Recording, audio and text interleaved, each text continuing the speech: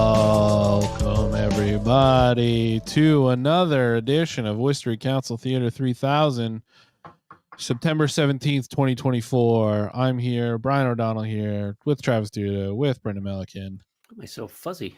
Brendan's out of focus because he is hot. He's hot. Let's get started. Brendan's got a road rage story, and I want to hear it. It's a really good road rage story, man, because it has a happy ending. That's the thing. It's I think this is actually like an Attell. This is the kind of road rage story Attell has been shooting for with the Mill Street redesign, because that's exactly where it happened. But yes, what the hell is going on? Your depth of focus is super close. Yeah. What is going on? Ooh, here? Nice ceiling. Thank you. That one is probably lead paint. I need to get that taken care of. Dibs on licking Brendan's ceiling. Yeah. Oh, that's in focus. Yeah, palm looks great. There he is. Hey. So I'm leaving the gym yesterday, right? Like, I'm on my motorcycle. I'm in my happy place. Like, I've just hung out with my friends for 2 hours fighting them. Beautiful day in the sun. Everything's gorgeous.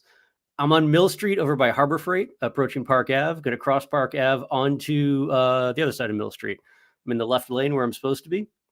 And I hear this like 1992 Suburban like next to me, because every time it hits a pothole, you can hear the entire suspension like drop out, because it hasn't had suspension since 1998.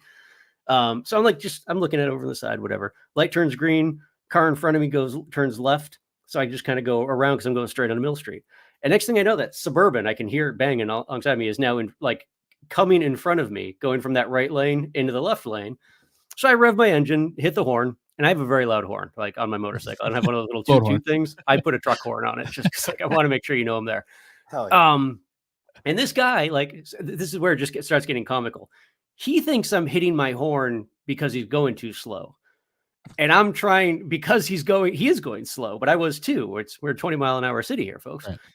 I'm angry because you just almost smushed me with your giant, ridiculous Suburban. So we're now driving so slow down Mill Street. And he's like lighting up a cigarette, yelling, "I can do this all day." I'm like, good, because this is how fast we're supposed to be driving. Like, we're basically communicating. We're driving so slow.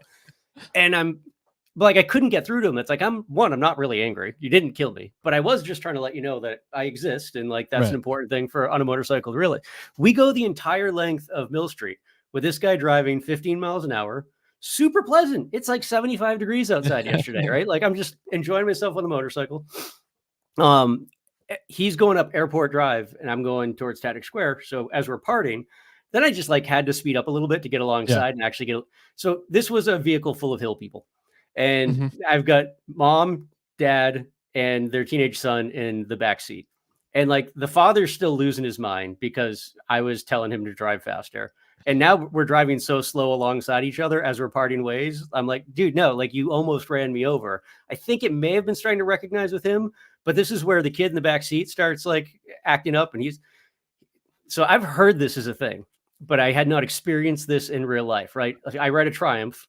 Apparently, like, people who are both illiterate and don't know motorcycles, they think it says Trump. So there's been this thing since 2016 where Triumph riders are like getting yelled at, like, "You fucking Trumps," whatever. And this moron is screaming at me out of the back seat, "I look at you on your piece of shit Trump." And again, we're driving 10 miles an hour on Mill Street. So I have plenty of time to say, dude, like, learn to fucking read. It's a Triumph. And his dad is now like, dude, it's kind of a nice motorcycle. I mean, it's like comical. Like, everything about it is ridiculous. And then I realize my rear brake is gone because they were driving so slow. And this is my one complaint to Attell and anybody else who may be paying attention in the city of Worcester. Because we were driving so slow, I was dragging my rear brake the entire time. You don't really use your rear brake on your motorcycle. I smoked it, and now I'm spending the next probably week ordering parts to rebuild a master cylinder, rebuild rear brake calipers. I burnt out the entire brake line. Just a nightmare. Damn, we're all safe. We survived, but it was really dumb. It made no sense. You caused a rift in a family. I may have. Yeah, I may have caused a rift in the family. Yeah. That's if we hear about any violence coming out of Leicester, Massachusetts. I'm guessing Leicester or Spencer. If anybody sees like a ridiculous, again, gold Suburban, it's very loud. You'll hear it coming. Tell them I say hello. Don't be surprised if there's a misunderstanding. It'll all The work guy out on the fine Trump here. bike says, "What up?" Yeah. Oddly I enough, just I have thought, a road I'm rage. shocked that he Oh, wasn't go on ahead. your side when he saw the Trump bike. Well, I think he was just looking for something. He was a Right. kid. He was a teenager. It was just something had to be a piece of shit. I mean, this car was literally falling apart. Like, this is not the car you lean out the window of and say, "Look at your piece of shit," right? Yeah. Like, You might keep going. you wouldn't drive by, like, whatever it is, the mass recycling over by Travis's studio and be like, "Ah, look at those pieces." Nope. You just keep it inside. Yeah. Keep your thoughts on the inside. Also, You're lucky you're you in got the an back inspection seat. It's sticker not this your year. car. I mean, listen, sometimes your parents get into mix them up, and you gotta back them up. We've all been there. We've all Sure. jumped out of a car before at a red light because somebody yelled at our mom, right? Yeah. I mean, it does happen. I'm kind of glad it didn't, though, too. It just Yeah, of course. It's better when it's harmless like this. yeah. And I'm glad you're okay, and I'm glad that your Trump bike is fine. The Trump bike is okay. Well, it will be. Got a lot of work to do. Overall, yeah, still better than that car. Hi, Molly. Big news. Molly Cronin is having a little Frodo baby. Little cronut. A little. Congrats, Molly and Tim. We're very excited for you. Attaboy, Tim. Chat. Totally congrats. But you guys posted a very fun video on the internet about they convinced a trivia host to ask a question so that while their parents were at trivia with them, announcing their child to the world. So that's really that was such a good bit. I got to give you credit for that. And again, if the baby's name is Gandalf or Pippin or Merry or Tom Bombadil, all those are fine by me, but it has to be Lord of the Rings related. Molly and Shaun and I have a 4-year-long group text going where we just send each other Lord of the Rings memes. And it means a lot to me. So I got to get this baby. You gotta reach out to the office, but we'll take care of that for you. Yeah, we'll make that happen. Hi chat. Hi Commenters Union. Listen, this week it seems like a relatively light agenda compared to other weeks, but I got a feeling that we're going to be talking about Joyner Lucas Boulevard for slightly too long. I wonder. I have it on good authority that no one on the city council knows any of the things that he said about R. Kelly. So this should be a raft of good clips coming our way. And George Russell's line item veto for the city budget order, I think, is going to be a big discussion. I don't know. What do you guys think? I think that's terrifying. Part of me really hopes it happens, but it will be the most terrifying thing in the world. Like, these are going to be the folks that knee jerk their way into just like eliminating the DPW. It'll be like Mo's going to get angry because leaves weren't picked up again one fall, and then bang, we're just like without a parks department anymore. And Donna will be like, well, technically it's unconstitutional because somebody told her that on Facebook, and then that'll be it.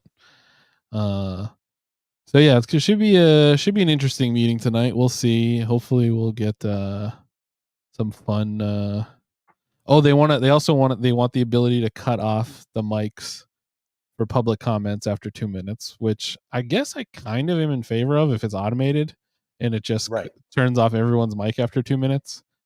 And then we can get into a world where you're like trying to time it to like say something crazy that just gets cut off by the mic at the very last second. I think that could be really fun. So I think we also get into a world where Fred Nathan just continues talking past the mic stopping, and he's just yelling from the pulpit. Here's the thing: not a big room. You don't need the mic. A big room. You absolutely do not need the mic. It also mostly picks up on the broadcast as well, so we won't even really be missing out on anything. So yeah. But there will be an hour of discussion about it. I would be willing to bet, and I also think it'd be very funny if all people showed up or called in today and spoke for 3 minutes on that item specifically. So yeah, I think that's what we're looking at. Thanks Jess for all the cheer. I believe they're also doing a thing for Start on the Street. I don't know if it hit the agenda. Oh yeah. My partner Nikki just went down there because she Nice. was a director and she was getting recognized. Yeah, I did see you this weekend, Travis, but I wasn't able to catch. I had the dog with me. I wasn't able to catch up.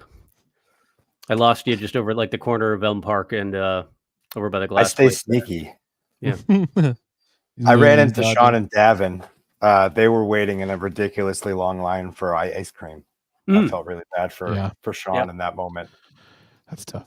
Yeah, I had a birthday party to go to, and then I was also thinking like, while I want to be there for the last one, this is maybe the worst one to go to, because it's gonna be a huge bummer. But it seemed like it was an amazing day. It really wasn't a bummer at all. Yeah, that's great. Weather was incredible too. Yeah, it genuinely was. Some of the vendors got stuck in real sunny spots, and I can feel for them. They were sweating there on Park Ave. We had one. I can't remember which year was the worst one, but we got it bad. I think not the year we did the truck, but when we were just out on the asphalt, we got it real bad, and that was a rough day. But yeah, it was obviously huge credit to everyone that did this since 2002 has been running this thing. Bananas. We took it for granted for a long time, for sure. So maybe in that way, it's a good wake up call for the rest of for everyone else in the city that if we want cool stuff to happen, you got to do your part. Or just go find it. Like the next iteration has already started. Right. Like there's markets running behind Vincent's now. There's markets running in Ralph's parking lot. Right. Bacaw has markets running. Like there is no shortage of options to go find cool handmade things. Yeah, exactly. What do we call? What's the fountain area near Fuel? What are we calling that? Do we have a name for that yet? Grove Street is the best I've heard. Yeah, because I know they didn't do as much stuff there this year. They had that running bazaar a few years ago. But that type of like thing, if that gets going again, I think could be incredible. But that's how it builds. That's how it builds. Yeah, exactly. So, the cars and coffee that have been running in that spot has actually been pretty fantastic too. I mean, small, it's Worcester, it's it's a little bit heavy on younger cat loud muffler cars, but there's some really cool shit that shows up there every week. Yeah, we should bring our fucked up Suburban down there. Really show people what's up. Speaking of which, I have an opposite road rage story, but I was at the intersection of Mill and Park, and I was heading to my studio, and there's that intersection there at Mill and Park where people decide that they want to cross the yellow lines like halfway down Mill Street to get into the left lane to go left down Park. Yeah. Right. So this lady behind me with her handicap placard decided she was going to do this at a part where she had no business doing it. Cars are coming in the opposite direction. She clips my mirror. Like her mirror gets folded in. My car just gets barely scraped. But I'm like, what the fuck? My window's down. I'm a smoker. So she slows down. So I'm slowing down to try to like figure out where we're going to pull over to assess damage. And then as I slow down, she guns it through a red light. Nice. It just leaves me there. I'm still so annoyed by it. That's that intersection has gotten weird. And I did mention this to one of the last meetings they had about to allow cranks to complain about Mill Street. It was like, for all the good things they did to reconfigure it in a way that makes sense and looks like every other major modern city on earth, they didn't retime the lights on either end. So it's like there are certain times of the day, specifically like obviously around rush hour and whatnot, where if you're at Millen Park, that backup gets too dense for the lights are still timed, it seems, for what it used to be like, where it was 2 lanes filtering at the same time. And the fast people got first and, whatever. Same thing happens at Tatnick Square. That backup gets too long and it, whatever. I'm sure there's just somebody who needs to press a button somewhere, but they haven't pressed that button yet. You know what they need to do? They need to go up to the Ecotarium because they have a whole machine about this. Really? Yeah, about traffic timing and city planning and stuff like that. And it really opened my eyes when I was standing in line behind the 3-year-olds while playing with it. I just feel like an we starting officer- yet? It's still just sitting here like Wait. this. I feel like an officer could position themselves right there on Mill Street and make their monthly quota in little to no effort just by failing to maintain lane tickets.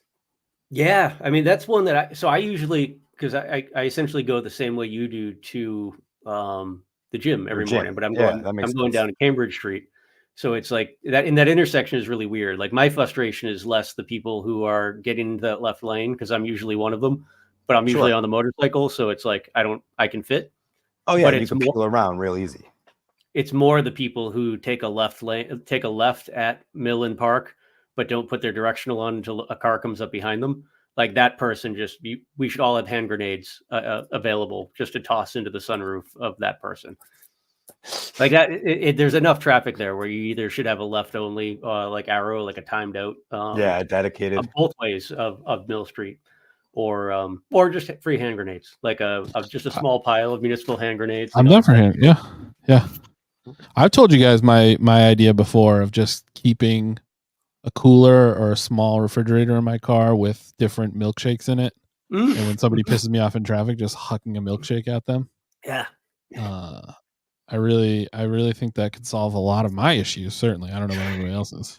I feel like you should make it clear that like each flavor of milkshake is for a certain type of infraction too. So over time, people will realize like, oh, I got strawberried again. Like, I should have stopped at that crosswalk. No, I'm more curious. Like, are you at your home making these? Do you go to an ice cream joint and be like, let me get 3 I thought you were talking about the hand grenades. Those. You're gonna get in trouble there. Yeah, I'm at my house making hand grenades right now. Yeah, no, I think I'm going to Cumberland Farms and going and getting a bunch from that milkshake machine that they have that never seems the to be robot working. Yeah, of course. Yeah, I think every day I start there, and then playing the ice cream robot like a slot machine. I always win. Still nothing. That's the thing about milkshakes, is I always win. I had we have a meeting tonight? Yeah, probably. Or we can just unless they're doing all the start stuff off screen, which would be insane. That'd be really funny. That'd be perfect, actually. Yeah. Anything else? What else is going on in the city right now? I just remember that I saw Marco at start, and for as much as I like Marco, I'm always awkward whenever I'm around him, and I never know what to say. So I'm like, "Hi, you're that guy from the television." Tell him to flex. Intimidated by the size of his arms. Yeah. I just don't know what to talk to him about. Yeah. News. Oh, hey, how's the news business going? Still dying? Cool. Sorry. Great job, though. I saw you sitting at that table. What's that chair feel like? You're trying. That's it. Yeah, that's all you can do. That's all you can do. That's all you can do. Only one man. Yeah. Everybody, you know what we should talk about over the next month? We need to come up with Worcester government and city council themed Halloween costumes. We need to pitch ideas on that. Maybe that can be our game tonight. If everybody has pitches on. Can you further elaborate what this means? So, like, how do we dress up as the council? Yeah, well, like, say, like, oh, you wanted to, like, a good costume would be to get, you know how people make those, like, cardboard, like, cars? You make a cardboard sedan, and then you just, like, cover your nose, and then you're Mo Bergman, you know? Like, you can do, like, different ideas like that, you know? Like, yeah, see, there we go. See, perfect. Yes. Yeah. Buy a sadness costume from Disney's Inside Out 2. And yeah, you're Candy Merle Carlson. And then put it like a scarf on, like from Sweet Jane's. There we go. Welcome to the Worcester City Council meeting. If you can, please stand for the Pledge of Allegiance and the Star Spangled Banner. Okay, he's talking loud. It means there's a lot of people there. Yep. Do I do an anger face at the Star Spangled Banner? Yes. personal name. Travis, you missed it last week when they were doing the Star Spangled Banner last week. I wrote "America is fake" in the comments on there, and I got a lot of feedback from it.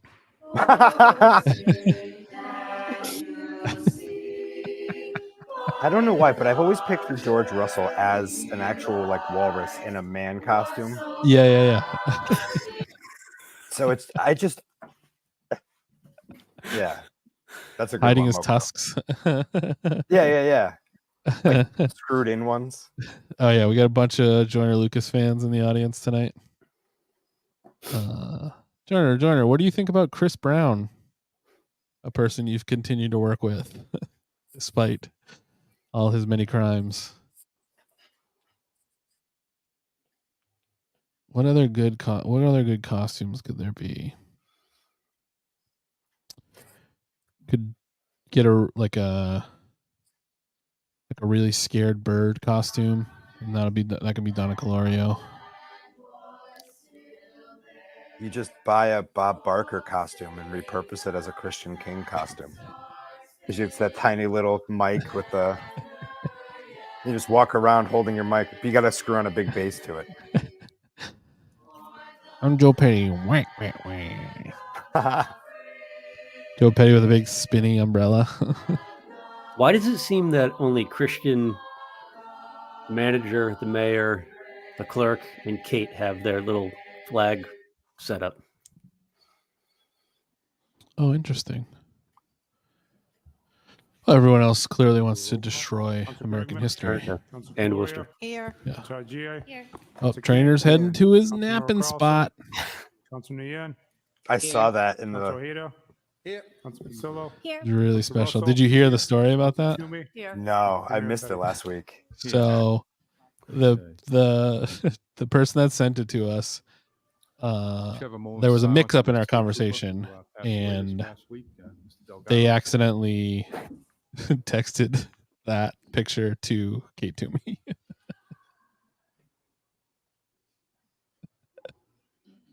That's what that meant. Yeah.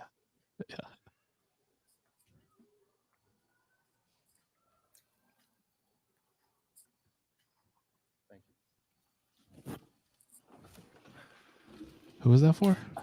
That state trooper that Oh yeah. died, a Oh, couple days horrible. back. Okay, we'll Yeah. get some awards to give out first. So we'll start with the Thomas S. Green Public Service Awards. And if Caitlin is out there, Caitlin Duncan, if you want to come on down, along with George Calavis. Calevis. Thank you, George. Michelle Smith. Tifa, is here. I cannot appreciate. Come I on in. cannot thank you enough for everything you did last week. Okay. So we'll do Caitlin first, and Incredible. I'll read these. I think it's Incredible, important that incredible. people know what we do. You can stand right here in front here. George. Okay. Miss Duncan is a true Renaissance person with her role encompassing a wide range of essential services for new Americans that seek services at the Worcester Public Library. She connects patrons to English classes or housing or social services. She teaches conversational English and assists in preparation of U.S. citizenship exams, all while managing the world languages and English as a second language and literacy collection in the branches of the Worcester Public Library.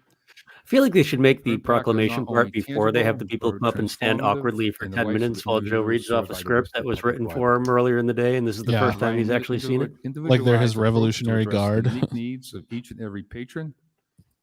Caitlin stands out for her unwavering dedication to providing and connecting new Americans to the services they need, not only to survive, but thrive in our community. Congratulations, Caitlin.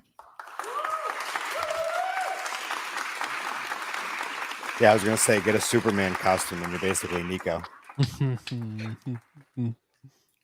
We also have George Calevis. Oh, it's George is Superman a mixed with passionate, Clark Kent. creative, innovative, and You need the dedicated. glasses. These are but a fraction of the adjectives used to describe him. George single-handedly developed a theater education curriculum from scratch, Curriculum. teaching set building, lighting design, Curriculum. sound design, He needs to go to costuming, Caitlin's class. and prop building. In addition Conversational to his role English. as an educator, George volunteers as a technical director of the Drama Club 40 Minutes show at the Massachusetts Educational Theater One Act Festival competition. A nominee noted his dedication to fostering a supportive and inclusive learning environment that's such a shining example for educators everywhere. He consistently goes above and beyond for his students and for the Bronco community. He created community partnerships with local businesses, restaurants, and higher education institutions, all in order to ensure his students receive the highest I'm in the quality Bronco community. experience and inspiring them to the next steps in their lives. Congratulations, George.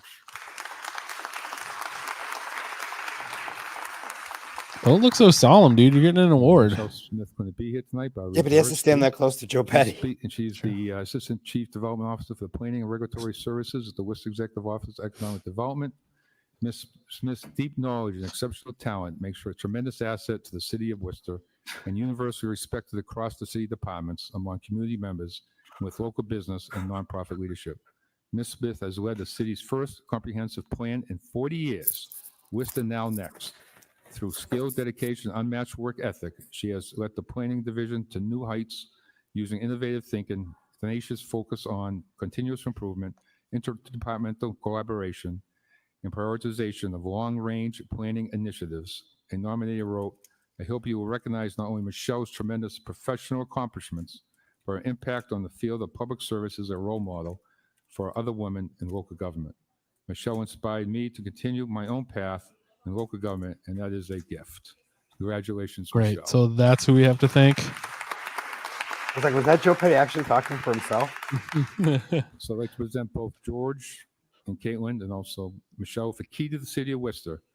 Caitlin's reads, Yeah, fucking Caitlin robbed Duncan, again. New American Librarian, Worcester Public Library, and occasion receiving the 2024 Is this a Thomas good one S. or the Green cheap Public one? Service Award presented by Mayor Joseph M. Petty, the Worcester City Council, and the people of Worcester. You also have one for George Galevis, Technical Theater You teacher, suck at Burkhold this. High School, on the occasion of receiving the It 2024 really Thomas drives me S. crazy. One time Green at Public Savers, Service like Award presented by 12 years Mayor ago, I Joseph saw Petty, Worcester Key to along the with City City for Council sale, and I and didn't buy it. City I'm of so Worcester. mad. That was my last shot. Yeah. I'm telling you, man, these old ones are great too. They're heavy. Does say that's the cheap one. That's the one that's not really key. It's kind of like a fix to the. That's the one I have. I have the old school, like the original metal one that you get into a real road rage incident right out the window. That's what you got it for, right? A road rage incident? I hang For it real? like a get back whip on the off the handlebar of my motorcycle. Oh, I was gonna say off your rear view mirror, but yeah, clearly it's on the motorcycle. Eric, they have not even started anything yet besides giving out awards. Sally, no, get in there. Get up there. Get in that picture.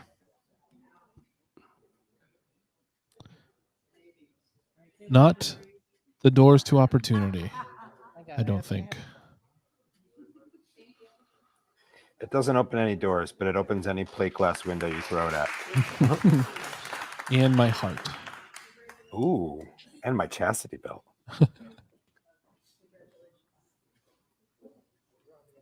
Call the locksmith.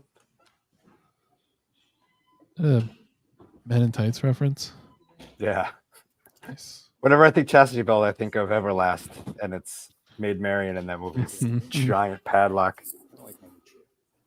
I know nothing about that person who just got that award, but that was probably the best example of Okay, why let's Kate bring in the Toomey stays in crowd now. office that Tina. anyone could ever see. It's like she actually goes out of her way to come Wanna come around, right in? shake hands, congratulate somebody, Yeah. leaves an actual memory with somebody. Just old school retail politics, and we all suffer as a result. Yep. Yeah, they're very lucky. You could do, pretty good number for that on eBay. In about 5 years after we outlaw the city council in Worcester. What are we just having a fucking chat now? What's going on here? This is What the are we waiting pantomime for? portion of the meeting. They're all representing themselves in facial movements. No, Who are come all right these down people? front. Come right down. Oh, this that is way. Start. Come right Oh my in front. God.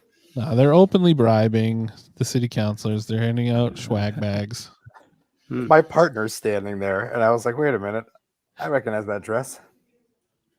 Hi, Nikki. Hi, Sam. Hi, Nikki. Hi, Gabe. You can push right over. There we go. So I heard a story that early on in the day on You can Start, squeeze in here. the person that is currently using come on this side, too, crutches some was people. not using crutches and was struck by a vehicle. Oh, really? What? I hope they're okay On Park Ave? during load in. Dude. Yeah, it's crazy there. Okay, I think we're ready to go. They're So, currently wearing the shirt that I my designed for God. Worcester wears, Thank you very I much. think. Joe will No, now we're recount the 25-year history of Start. Well, we all die a little bit on the inside. Okay, everybody. So we have some certificates to hand out. Just want to thank Star on the Street for all the hard work over 20 years. They put in here for the city of Worcester. There It's a she is. signature event for the city of Worcester. Unfortunately, it's The coming girl to that's an walking end, across with the but, bag right I now, just wanna that's thank Tina Mia. Zalotti, She's going to be our Tina mayor Zalotti, someday. who's been here for 20 years. I did she lectured Hopefully me before. soon. So Sooner, anyways, she would be fantastic at it. Tina, I just want to thank you for your Tina. dedication. I know it's very stressful, this event, and you've done a great job. And your whole staff here, that's been really, some of them, how many Not have you been for staff, the whole Joe. 20 years? Anybody, or besides Tina? Oh. Oh, okay. Oh, okay. Very good. Yeah. Oh, 20 years each. Okay, perfect. So the first one, the certificate of achievement awarded to Tina Zalotti in recognition of your dedication and leadership with the Star on Come the on, Street. Joe. Thank you for celebrating the vibrancy and culture in the city of Worcester and for your loyalty to the community. So here you go, certificate, Tina. And She's just going to haul off and smack them.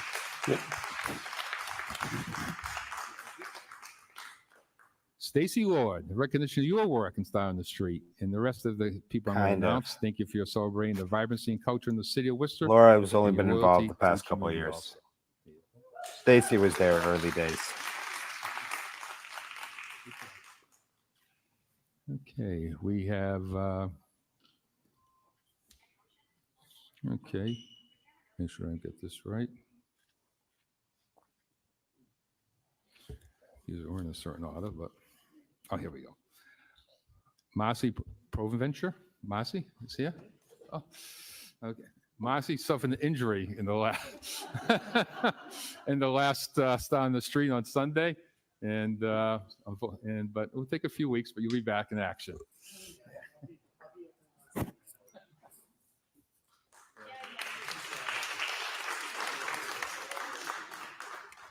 Deborah Beaudry.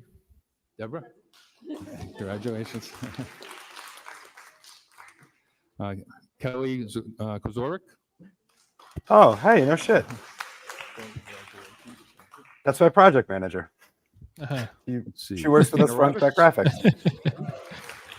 Oh, and my Mia stories. We were at the Caribbean Carnival a couple years ago, and Mia Pierre. we were looking for Mia, and she just disappeared. And all of a sudden, 5 minutes later, she's on the stage representing Haiti, dancing her butt off and waving the flag like she owned the damn place, Okay. like she belonged there. It was awesome. Nikki Erskine. Nikki Erskine. Nikki. Should have had her yell out something for the show. Gabriel Rollins. Okay. Gabe. Guys, is the setup stuttering at all for anyone but me, or is it just me? I think it's just you. I think you've been actually That's starting Sally. just a smidge too. Okay. Let's see. Andrea Lettick. Probably because you're updating Fortnite. Christine Brown. I am taking Fortnite, but I don't think that's it. Oh, those are her daughters. That's Okay, awesome. Christine. Christine's awesome. Big fan. Jasmine Acevedo.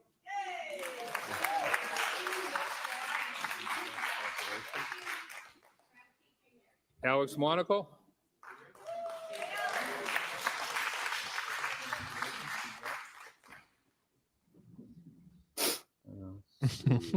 If only I pick up. Sorrentino. We don't have enough cops to write tickets in the city.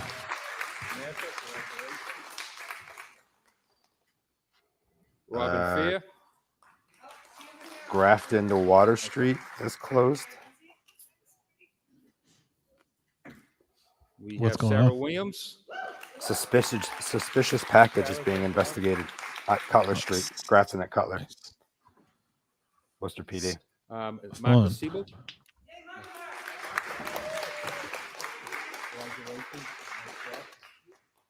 I mean, yeah, I mailed a bunch of milkshakes today, but Megan Blomgren Burgess. I do want to take this opportunity to apologize to everybody for my actions at Start Street this weekend. If anybody saw it, I apologize. Never mind. It won't happen again. Here you go. Sorry about that. So please, Laura Brewer. please forgive me. That's all I can say, I guess. No elaboration. If you saw it, you know, and Dang it. if you didn't, I'd rather not put it out there anymore. Than Everybody there? you'll hear about it soon, I suppose. So I'll just check read. the papers. I'll just read the people who couldn't make it. Louis Daypre, Kathleen Jordan, Stacy Holman, Erica Sider. and Louis too Casey. cool. Of course he is. Louis You couldn't guys want to be sit down and bothered. squeeze it for a group shot? Council, want to come on top? Probably Everybody squeeze in. Tina. buying 45 records of some beach blanket bingo. Tina, you should have walked up and stood right next to Joe Petty in that damn chair. Pushed him out of the way a little bit. Yeah. That's where she belongs. I'll get up here. Okay, one quick picture. Everybody look. Roman, as always, is the mastermind. He's never an accomplice. He's not a follower. Congratulations. Where's the crier, Tina?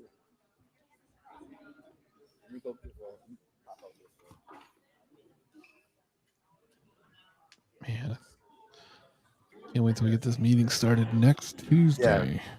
Seriously, we're 30 minutes in. All right, everybody out of the pool. It's probably a good time to announce our upcoming event, Stop on the Street.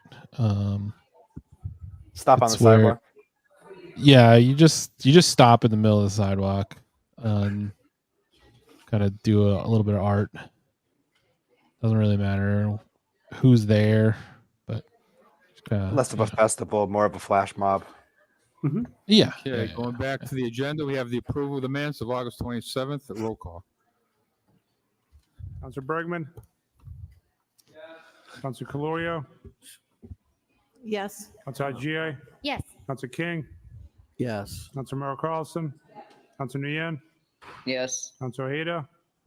Councilor Pasillo? Yes. Councilor Russell? Yes. Councilor Toomey? Yes. Mayor Petty? Yes, public participation. A person may speak for no more than 2 minutes on any item appearing on the agenda.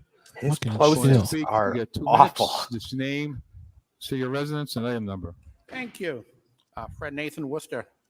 8Q. I agree in principle. I would so about much rather look limiting at whatever people to Brendan's 2 trying to minutes. show us. However, I would like to make a This is right down the recommendation street from you, that Travis. have some It's sort of actually digital like timer just a here little while ago. and right in front of right your down on Mill nameplate, so there's never any question. Is that a bobcat? Yeah, Charlotte it's a healthy Bobcat. one though too. One good Bingo looking back cat. right now. I'm sorry. I I'm don't not sorry. I don't have the backup information here, but whatever it is about the drones, we got to keep the drones going. Hopefully, stop some crime. Hopefully. Just crash them into some terrorists if need be. What do you think Fred did to his elbow there? What kind of injury you think we're talking about there on his right elbow? There are a lot of streets. I think we all know. where the contractors come The up Rock. and dig them all up, and they fail to put the crosswalks. And so people clearly see that there's a crosswalk there. We've got to hold the contractors liable and make sure that they do their job. Too many times, Mr. Mayor, The contractors do just, they dig it up, they pave it back over it, and they patch up any little mistakes they made, and the crosswalks, where are they? Where do they go? If it Did you if it know saves that a life to make sure that this city in puts the fist down and make sure that people in Massachusetts, contractors if you the right thing, do any work then underneath I the don't care street, like anytime how you pave many, a patch in things like a have to be street, done in order they have save to lives. redig it We've got to 30 make days sure we and save lives. re-inspect it Oh, and then redo it. Yeah. Anybody else? So that's why they don't get Idella painted has right the away. City of Worcester. First of all, I'd like to say congratulations to the city manager going on the board of directors for the Department of Transportation. Could have been an And email. I thanked you last week, you weren't here, for listening to us for the speed limit. So you missed my thank you, so I'm thanking you again this week. Now I'll stop my 2 minutes. No, you're in for 30 seconds. Go ahead. And I'll 26, speak on Joe. HQ. It's always been that we have 2 minutes. I think it's awful rude to shut off a microphone on anybody. If you're going to shut off the microphone on the public after 2 minutes, then you should shut off the microphone on each city councilor after their 5 minutes. I actually agree with that. we- Let's do it. Yeah. The public. No argument. And you should consider us as much as you should consider yourselves. Thank you. Thank you. Well under 2 minutes. Nice job, Idella. Okay, seeing nobody else. Anybody? Joe is rushing. David Webb, City of Worcester. I'm unprepared, but I'll try to keep it to 2 minutes, and I guess I'm getting shut off if it's not. To be clear, I am against the concept No, of you're giving not people 2 actually, minutes. because Uh, the item hasn't with passed all yet. due respect, you guys Right. kind of ramble on for 5 to 10 minutes. I understand it is now being ended at 5 minutes, but if there was substantial content rather than storytelling and speaking while you figure out what you're getting to your point on your end, I would be more understanding of asking us to be expeditious. Is that New Hampshire guy queued All up due respect, behind you are not. David there? So please understand that some Looks like it. Ugh. It's great that we now Hate that that now that we're fucking not in dickhead. election season, we're back to using keys to the city to recognize people who've actually had a great impact. Also, thank you to everyone from Start on the Street. It is or was one of the absolute best things about the city. I think this council should consider what it could do to make it easier rather than prohibitive to run incredible, wonderful city gathering events like this. There were 7 drone uses, no crime prevented, no suspects located, no people actually helped. Sounds like a great proof of concept, but like many of the other tools, kind of perpetuates existing problems instead of resolving any. Yes, Councilor Russell's item about revisiting how we do the city charter. There are a lot of problems. We need to go a lot further than what he has proposed. We should reconsider if we need a city manager, if it's actually helpful, among what Councilor Russell is suggesting, maybe. Sorry, bear with me. I was expecting there to be more people talking. What time am I at, Mr. Mayor? We're at 1:30.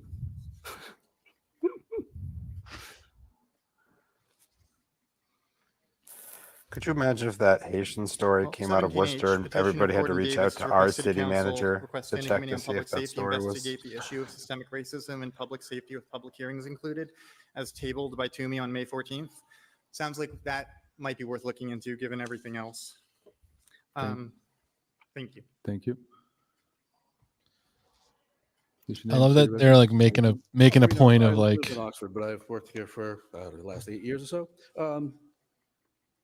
2 minutes 939, on WPI. I find it really interesting that we've taken to public flogging WPI and say nothing about the developer that was, it seems to be paid $0. what did for this both guy of those say he lots, does? Built hotels and then He flipped works into a here Wall for 8 Street years. firm. Lives in Just Oxford. a couple of years later, after they sucked most of the TIF out. I also wonder need where to he spend works. On how we're going to prevent this from ever happening again. That we just, it seems like we're kind of just complaining about WPI, who brings consumers to our city every year. 11A. I couldn't be more overjoyed to see this. This Tom is, Marino? Is that Tom Marino? well, Oh, it's I didn't what the realize that. legislature would have. The fuck is he which doing? How our city charter defines this body. I agree that doesn't go far enough. This council should put charter commission Yeah. question on the ballot. It's been 40 years. The budget's tripled. The city. This is the This Week in Worcester guy? regulations Increased. by Did he go to 40,000 WPI? since 40 years ago. We're going to hit $1 billion budget this year, and I think that this, especially, Shocker. is very, very Thanks, Sally. important powers for this council to have. trying I don't to know why trying we need a to report. You just went through trying the to process with hide the, it by talking about everything else annual too. petition to the legislature on civil service. It's the same process. I don't know why we need to wait for a report that may never come when we know this process. The rules to how the city is organized and governs itself is probably the worst in the state. This council has very little power. I don't know, to- Antifa. We only got No room for one one bad person. boy reporter on this show. No, nothing personal, but good And we governance kicked them does out of not the dictate that country one for a person couple weeks. defines $1 billion budget. That's lunacy. So I would love to see this council put the question on the ballot and have us elect a charter commission to review our very, very, very old and antiquated charter. Thank you. Thank you. Mr. Mayor. Anybody online? What's their podcast, I- Sally? I like everything I like. I don't have any Senior like. was the I think resident. that's good, decent coverage. Speaking I like on most of what I see from This Week in Worcester. seat. Joyner Lucas is a Doesn't very close Super friend of stand mine. out to me. And we spoke after his Joyner Fest that was sold out in Worcester, Mass downtown, and he was given a day in Boston, Massachusetts, and he was very excited about that, but he was very disappointed in the fact that Worcester doesn't have a day for him. For those who don't know, Worcester, Joyner's a famous artist, musician. He done songs with Eminem. He's been nominated for 2 Grammys. He was just nominated for the VMA Awards on MTV. And he told Sorry, me streets very are for personal, winners. He's like, the next best thing that can happen for me is to get an honorary street name. And so I reached out to City Council King and asked for this to happen to be approved. I think it's a very prestigious thing. I think it'll be very great for him. He's a Worcester native. He was born and raised in Worcester. And on Dewey Street, where we asked for it to happen, is where he was born and raised. So it means a whole lot to him personally. And he would love to get his flowers while he's still alive and can smell them. So it's a very close friend of mine. It's very personal for me, being a Worcester native myself, and him being as popular as he is throughout the world. It would mean a lot to him for him to have this happen. Sure. Thank you. Fred Nathan, big Joyner fan. Ed. All right, thank you. We're going to have 2 calling you. I'm sorry, we have one more. Oh yeah. Here. My What's your name's Bruce name? Hoffner. Yep. My City God. Relax. My name's Bruce Hoffner, so I'm going to try and be brief. What item number? I believe that. I have a lot of items. So I'm going to start off with the drones, and I'll move on to George Russell's item. So the drones, they need to does be seem deployed drunk. more often, especially for the motorcycles that are raising hell in the city. They need to be. You know, this feels They need to oddly be like, repurposed and I don't know, seized, welcoming. and Like that when we money needs to started go this into the show, police this was the department kind for of their goofballs bulletproof that we would vests that see they during public all comment. supply, and also It should feels go like a towards normal the, night. Like it's just, should go towards I don't know. the It You know, feels as much nice. as That's I all I'm dis- trying to say. rookies that they're As much as I trying dislike to, this guy, like I'm really recruit. happy he's here. Like this Um, makes me feel like Worcester. I've watched drones enough need to like be public swiftly meeting activated, on the internet and, over the we last need 10 to- years to know this is to what's us and actually happening embrace the across technology America. Right. a little Right. more. It's just Um, taken us a decade. So unless get there. the city enjoys having the disorder that we have, unless the city council. We have a enjoys it, random guy, shit-faced I from think another it's state, something that, coming to our we city need to push council forward, and I to think tell us his also strong opinions on we need to motorbikes. increase the money that you I'm pay saying that for there's the, disorder in this city. the new recruits to be trained. I think he think- stopped at every Also, council meeting on I the think the way back to New line Hampshire. He just hits them all. Endorsement that He'll be in Besides- Congress in an hour. Besides the many That suspicious should be packages and completely like enacted. mail bombs Yeah. that seem to go off around the city. Seem like things are pretty quiet Time after time, the money lately. just seems to go It's sideways. like things are relatively calm. In that little tunnel at Lincoln Square and leaving that. Like, what do we got to money do there to get the doesn't Brazilian get deployed in the political right event direction. and have one of our city So, councilors strike with another that one with the said, chair? We need to restore I pray every day that happens. law and order to this All I city. want. We need to Yeah, get law more and order. police. I What do we know have that's a now? sore How do we subject describe it? to, Yeah, what City is going? What does he think is going on in this city?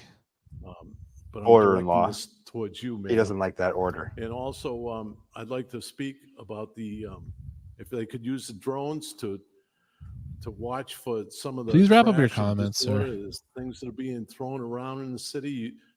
It's befuddles me that you can't get trash cans and signs out there to explain to people that there is a littering. How many law. times do you think he'll vote for Trump You in could November? easily put up these Can you wrap up full your of comments? trash bags. As many times as I let him. You could easily. Well, I mean, at put least these once in yellow trash Massachusetts, bags at out, least once in New hang 'em Hampshire. on I'm the just. You think telephone there's? pole for I people think there's like a to trash vacation in. home somewhere where he's going to try and vote Yeah. too. Maybe. He thinks they should hang yellow trash bags on a telephone pole so people could throw trash away. Yeah. Good evening, Ruth Rodriguez. I want to thank the city council. The other day, I was waiting for the bus on Temple and Green Street, and the trash by the stop was so awful. There were people around me saying, wow. I sent a picture to you, and I want to thank you because 2 days later when I went by, it was clean. But I want this council to consider that the trash is harming our community. I remember during the pandemic, Spectrum will have every day the number of cases. And Of trash? Worcester had the highest. Paxton, Holden, none. So there was a time when I offered to you, I love to rent a van and take you and go to the working class neighborhood so you can see how the city is not cleaning that area, and then go to the west side, everything is so clean. I think it's time for us because this affects our health. I have friends that drive buses. We can make this happen. Worcester Public School, a K-12 curriculum on the environment because I truly believe that our children need to understand the importance of protecting our environment. Again, thank you for doing that. Thank you. Mr. Clerk. Thank you, Mr. Mayor. We have two calling users. The first one is Natalie Gibson. I'm going to try to mute the resident now. Hello, good evening. I'm going to start my clock now. So I just want to say that I agree with the gentleman on 18. Name and city of residence. I actually had some things that I had to do today, so I never got a chance to look at this agenda. But I Name agree and city of that residence. Joyner Lucas should have an honorary street after him. And also, of course, I didn't even realize that my own petition was on here, 8Q. So 8Q came because last week I called in and I got muted. After I sat and listened to many other people go well beyond their 2 minutes and refuse to walk away from the mic.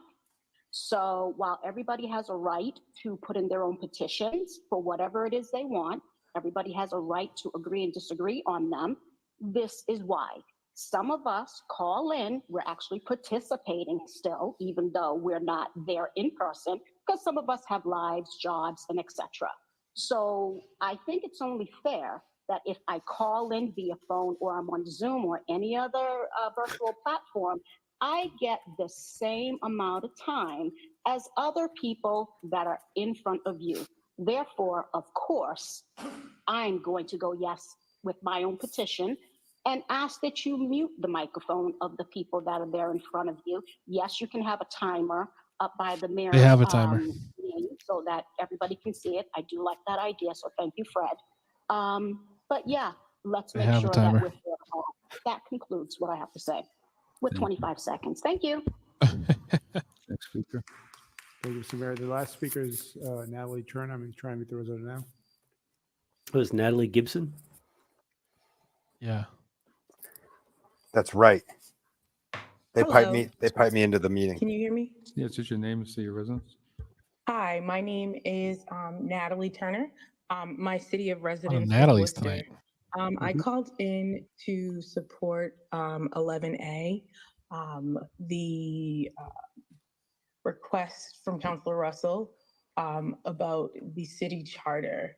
I think that this is actually a great point in that the charter should be reviewed, but I don't agree with this. Here we go. This is the kind of thing I can This back. request fully. It asks for the city solicitor's opinion, and as we all know, the city solicitor is a lawyer, and Sharks it is with not lasers and the stuff. rule of law. Mhm. And typically, we're supposed to be going by the rule of law, and the city solicitor's opinion is not the rule of law. I'll just read you the Declaration of Independence. We hold these truths to be self-evident. Oh, read the whole thing, that please. all men are created equal, that they are endowed by Nothing their better to do Creator tonight. with certain Is that really what we're about to unalienable rights, happen? that among these are We're reading the life, whole damn liberty, thing. Speed reading. Go ahead in 50 that seconds. to secure these rights, governments are instituted among men, deriving their just powers from the constant, from the consent of the governed. We Now give we're you doing it. all this Give it to me, consent, Natalie. This is and fantastic. Wow. it's been improperly used I don't think for he's so read the many years Constitution that for sure. it's just kept going. Our rights in the full charter is currently unpublished. This charter is supposed to represent the laws that from the state and from the city itself. And currently, this charter doesn't do that. So we don't know what rules were instated back in 1865 that are still on the books today. I do implore that you guys support Councilor Russell's item and call Yeah, of for a course full not. city charter review. 100% because this. Currently, we don't even know our Russell's never read our the rights charter. within the Right. city itself. Thank you. Thank you. Okay. Can you make a public We'll comment in go to Spanish? Petitions. I don't see why you Mm, wouldn't. Yeah, It's, why not? it would be protected by your we'll right refer of to Public Works. your First Look at Amendment. these collectively. Well, that would be a good Uh, argument to make, that 8E, you should be able to present your comments refer to in traffic all control. languages that you feel like you feel comfortable speaking. So like if you're trilingual, you Dewey get Street 6 from minutes. Rock Street to Chandler Street. Oh determine the shit! You get Right. to do primary street two in name, each. designation of 2 in each Chandler language. Board. I'm into that. That's how yeah. we get Fred taking Thank you, us in Mr. Chairman. Klingon. I would like to amend that to read, that request was made on behalf We of find out Lamar. Fred knows Portuguese all of a sudden. If the clerk could entertain that. Yeah, he has I 600 just wanted to unstoppable speak a little days bit on about, Duolingo. Some additional Or whatever the reasons hell they to call it. consider Clearly, this. I've never And this done will go to Duolingo. Councilor Mhm. Russell's committee, and he's been on top of all this. I know we're also in the process of perhaps looking to amend how we decide on street namings. right. That being Might said, take I us some wrote a thoughts on that. couple of notes down here as I sat. We all know Joyner Lucas, the mayor is. Let me see if I can get her in a recognized bit. key to the city. And this particular location, See if Dewey I can Street find from her. Parker and Chandler Street. I definitely it's been do want to named hear this Jonas though. Lucas Boulevard. That's an area that he grew up with as a young man. And If it's all ceremonial, why are we naming like? two-time Grammy Award winner that you Should be heard. thinking bigger and naming it. Like and if I was just Joyner being Lucas, like I would want the young son named man, after me. black Like in male, Worcester, the son Right. needs to be referred to as Joyner as Lucas. Right. not likely And going to I be mean, having some challenges in high I school. do think it's funny. That's like he really wants this. When you think about He the wants impact his it's had flowers, on other so that's why you folks should do it. who Like, fit well, that okay. demographic. Well, I want a fucking key to the You know, one of city, his and allies look how far always- that's gotten me.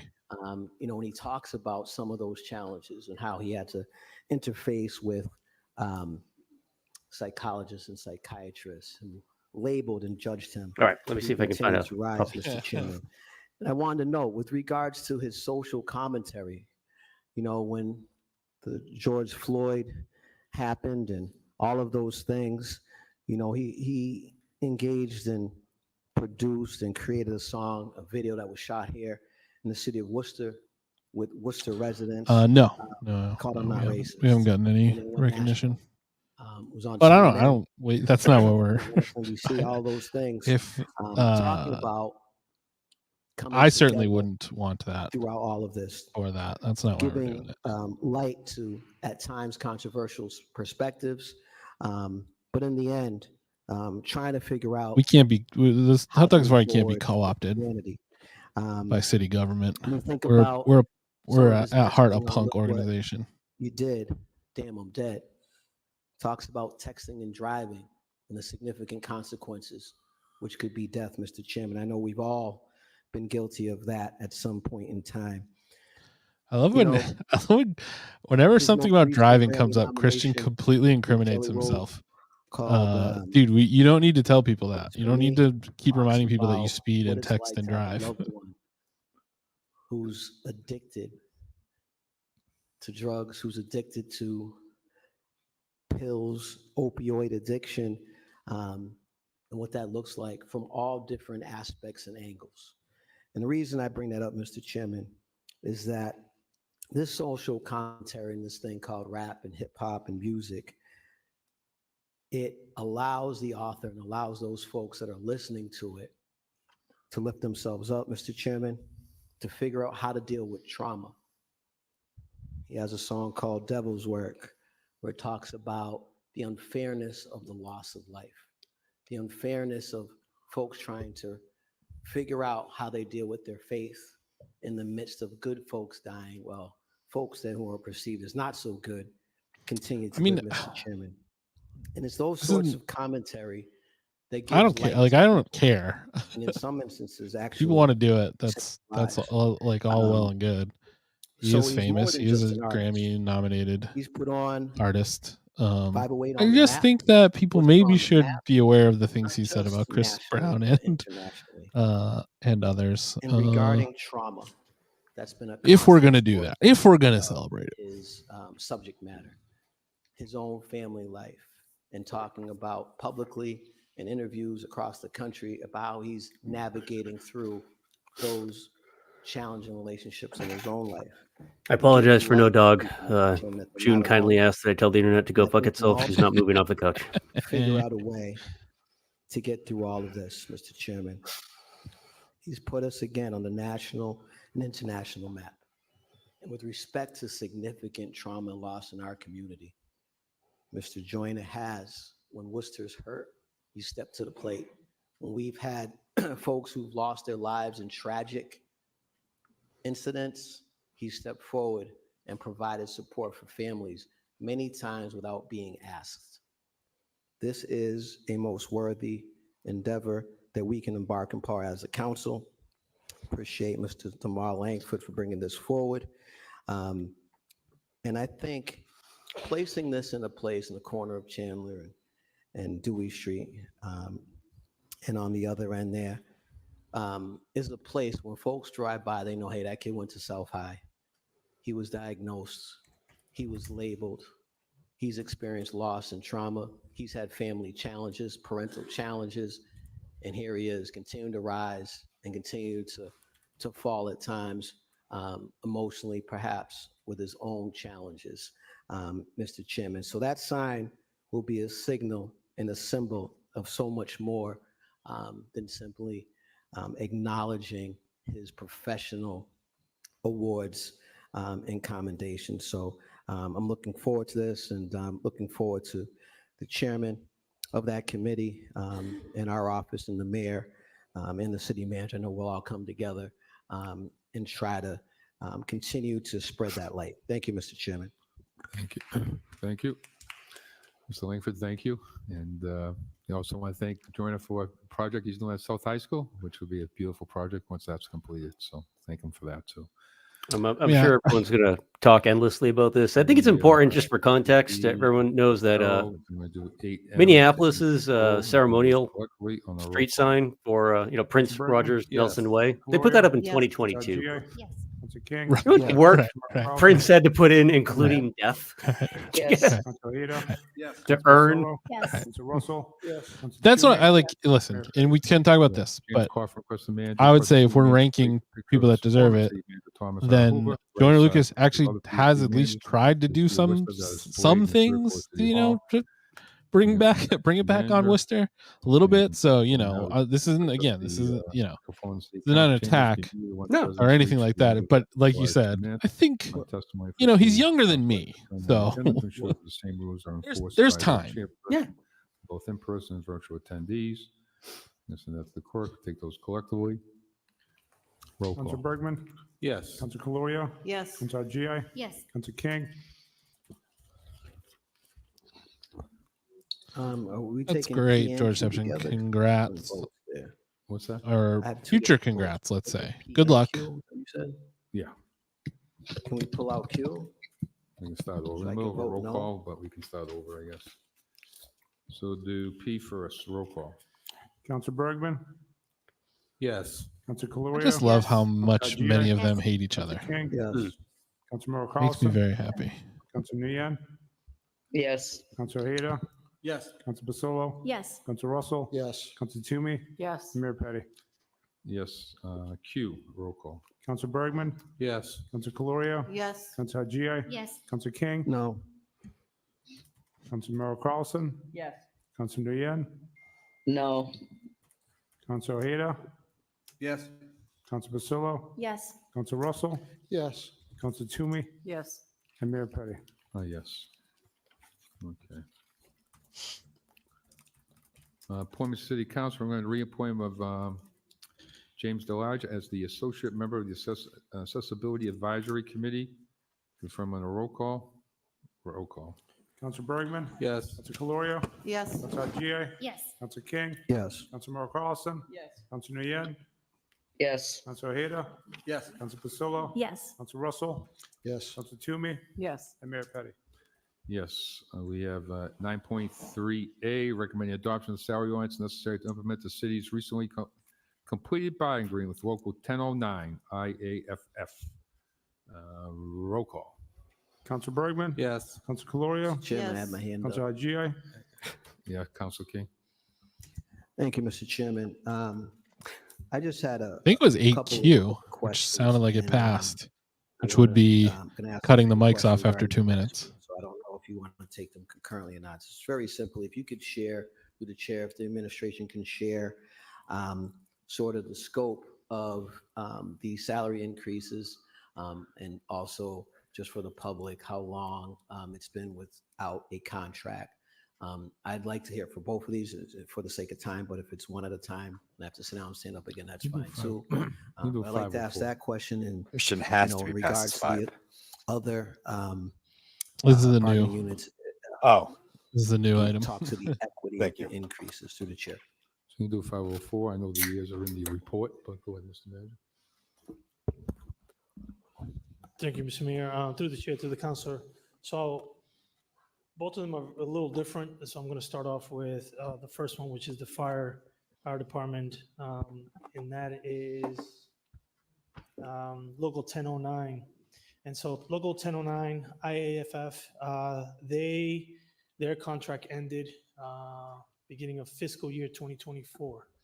So they were without a contract during fiscal year of 2024.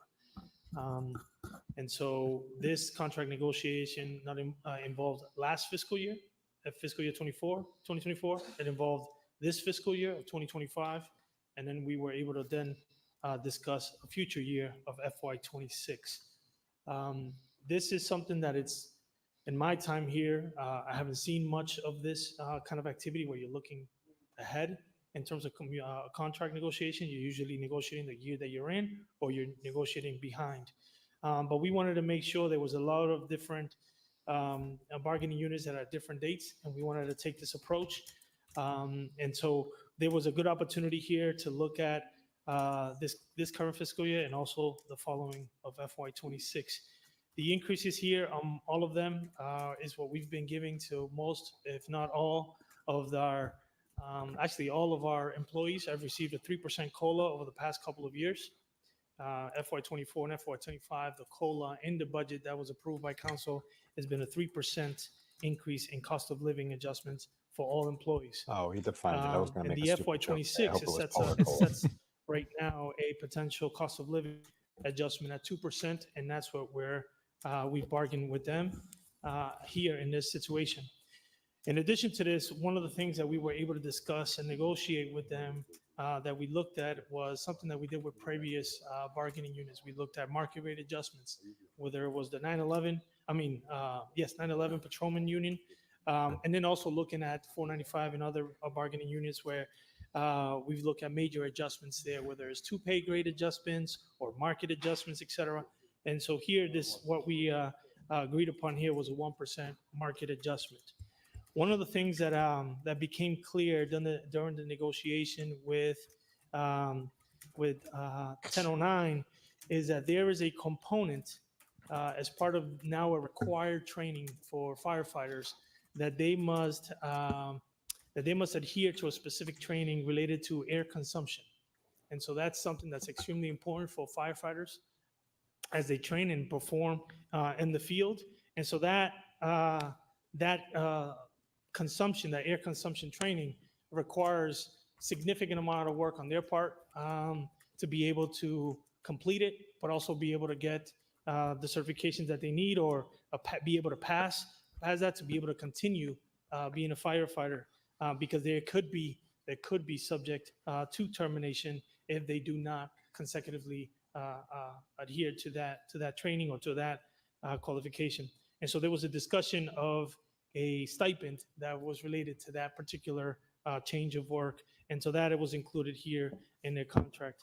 Outside of that, there was elements here that was more related to management practices, elements related to areas that were of importance to the department and to the membership for the sake of growth and opportunities for all of them. And that's what we were able to negotiate with the 1009. I'll take on 504 since I know you want to address both. 504 was a little bit different. 504 is the police officials union. They've been out of contract since FY22. So they've been out of contract for a pretty long time. Their last contract ended in arbitration, and it included also a multi-year, 3-year arbitration decision that ended in FY20, and then FY21. They did a 1-year contract with previous city manager. And so they've been without a contract since FY22, FY23, last fiscal year, FY24. And so for us, it was a combination of not only looking back at these last 3 years that they've been out of contract, but also looking at this current year, FY25, and then looking at the future year of FY26. Their COLAs is aligned with every other employee in the city that's received COLA and every other bargaining units. In FY22, all bargaining units and all employees received a 2.75% COLA increase. FY23 was a 3%. FY24 was a 3%. FY24 was a 3%. FY25 was a 3%. FY23 was a 2.75, and FY22 was a 2.5. Apologize for that. And then so we had an opportunity here to look at FY26 as well, since we were applying that to fire. We were looking at a possibility of FY26 for next year to kind of help some of these bargaining units, the bigger bargaining units here in the city, to help lead in this effort and see kind of where the trajectory we were going as a city. And we were able to secure 2% for FY26 as well, not only with them, but also with the fire department. In addition to I think that, the simplest answer to that like I is mentioned earlier, we've made what do we do if they different bargaining leave units. it? All the bargaining units have received market If adjustments. what does the many at city do? different Not what do levels. I do? I don't care. Here, this one But here is another what does the city do? 1% market adjustment, and this falls in line with not only what fire received, but also what the 911 patrolmen's labor union for the police department also received. There's a lot of different elements here. One of the biggest highlights of this contract with 504, they will not be pursuing a contract or stipend for the body-worn Every time he cameras. says 504, I That think was he's something talking that about the was important as part of 501st. this negotiation. In addition to They are that, we've legions. been able to Talking about receive a contract with 504. the area and code for New agreement, Orleans. to implement GPS into the police officers for public safety purposes, of the safety of the officers.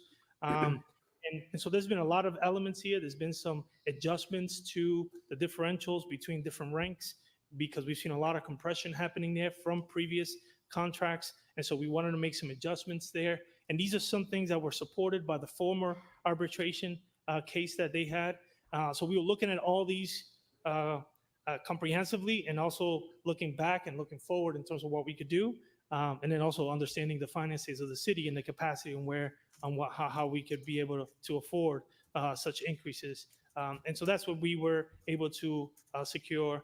One of the biggest things for us in both contracts as a city is that we've been able to continue discussions about, there's a lot of discussions on this floor about employee evaluation, whether it's myself, whether it's a clerk and others. And so we've been discussing that heavily in a lot of the contract discussions. We secured to discuss a committee, to start a committee in the implementation around performance evaluations, not only for the police officers, but the fire department as well. And we're looking at other unions as well, because that's something that we're looking to implement here in the city. So again, there's a lot of different elements in association. That contract was a hefty contract. So it was a 4-year contract. It was the 504. Hefty. One that took a lot of work on both sides to be able to get to, because it involved multiple years and a lot of intricacies. A lot has happened across the state related to either policing or fire that plays a role in terms of analyzing and comparing what's happening regarding the JLMC across the state. So we are very confident in what we've been able to put together. We've been very confident in the decision. The decision from the membership was something that was also highly celebrated for us, because we had in the fire department, I think we had maybe 12 people that voted. Not really too crazy, Gio. Yeah. We had a great success in both contracts. They did seemingly pass the item to start cutting off the mics at 2 minutes for public comment. External legal team, and also both chiefs. I don't know that they realize it's going to make people angrier. It's going to cause more outbursts, not less. And your advocacy and your pressure on me, and Councilor Priscilla vote for it? Because didn't she try to extend that 2 minutes? We put some dollars to support. I don't remember. 10 minutes are up. Bye, Molly. Thanks for hanging in. City manager's 10 minutes up. I appreciate that. I do just want to say, I know some folks want to just move this along, but it's important for the public to hear from the administration and to hear from us a little bit about these contracts, Mr. Chairman. We know public safety is a paramount matter here in our city. We know the history of that. And I wanted to make sure that, we ask questions sometimes here that we know the answer to in order for the public to be informed. And it was important to note as a counselor that these contracts, this bargaining is aligned with all the other bargaining. So to dispel any sort of mythology or any sort of concerns that way, Mr. Chairman. And that's particularly important to note. Fair contracts here. I wanted to kind of point out a couple of things. One of the things I talked about during budget was mental health, trauma, etc. for our public safety folks. One of the things I wanted to... No, was he already in jail though? Or no, he was out of he fled the country, right? Is he now in jail? EAP, folks who don't know. They read charges on him this morning. I was going to make a joke saying George Russell went on for 10 minutes and then just shut off the mic. And just wondered if you could speak to that and to professional development aspects of that particular contract and some of the new staffing, just briefly. And the last thing, similarly, I did watch the Chris Gethard reunion, and they brought up the Diddy door, and Chris Gethard made a really awkward face into the camera, like, yeah, well, Manager?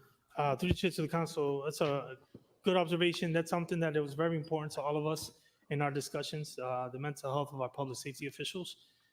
Here we were able to secure or agree upon a stipend. Oh yeah, that sounds right, Gio.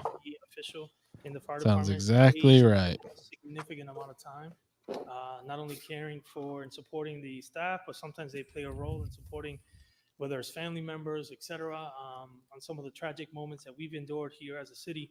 So I think we felt that it was fair and an opportunity to be able to stipend this individual. This individual goes above and beyond, and that we need that to happen, and we need to incentivize that about a bit more in our departments. One of the biggest things, and when it comes to not only the mental health and the support of our employees, was also looking at our our employee benefit package.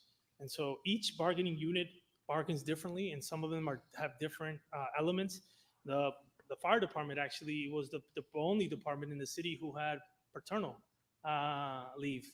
There was the only department in the city that had that before we implemented the parental leave that we just recently submitted to the council and implemented in the city.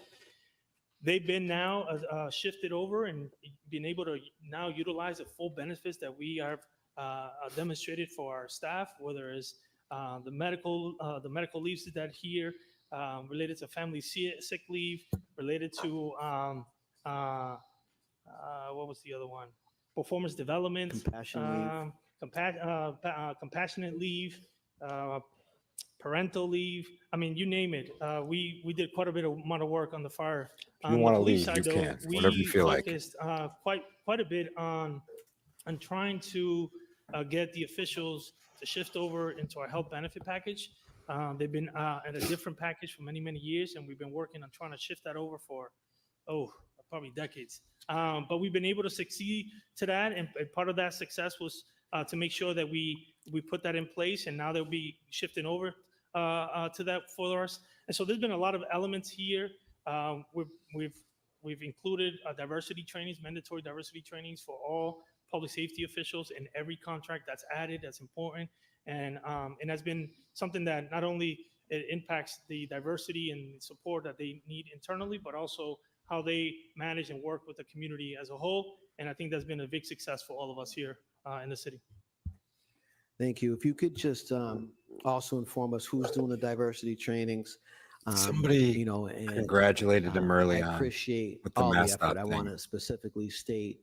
Do we know how that I he's just on the board of appreciate, directors, right? The agreement that was reached with regards to stipends for the body cameras, and that was rolled in some way with the other unions and what have you. But we really appreciate Okay, Brandon that. is still there. I really appreciate that. I won't speak for anybody else. And I think that goes a long way as well. But if you could just speak, who's doing the diversity training? Do we have it? Is it something that's got to go out? Mr. Manager? Through to the council, there's been in the past has been both a mix of internal and external support. Right now, the diversity officers in the police department are spending a lot of time working with the chief and identifying partners in the city that could provide some of that support. Through the racial equity audit, we will be looking at implementing some of these things, and the chief is also be looking at an advisory council that will support him to try to implement some of these actions. So there's going to be a lot more work coming to that. The fire department has been a combination of internal support and external, but now that the Executive Office of Diversity, Equity, and Inclusion is starting to staff up, and we're building that department as we speak. They're going to be able to now provide the support and providing the resources and connecting outside sources to be able to provide some of those trainings to the individuals. Thank you, Mr. Chairman. Thank you for the patience of folks with my lines of questioning. I would like to make a motion that the city manager thoroughly explore an external diversity trainings or trainer, or however the terminology is, as a real potentiality, Mr. Chairman. Thank you for the explanation. Thank you for educating the public and ourselves. Thank you. Thank He really does sound kind of nervous tonight. It was weird going over that. So take A, B, and the order collectively together. Eric Batista is sitting in the Experience in Transportation Planning and Policy seat Councilor of Bergman. MassDOT. Councilor Delorio. Yes. Councilor Haji. Yes. Councilor King. Yes. Councilor Merrill Carlson. Yes. Councilor Nguyen. Yes. Councilor Ojeda. Yes. They're Councilor appointed by the Yes. governor. Councilor Russell. Yes. Councilor Toomey. Yes. And Mayor Petty.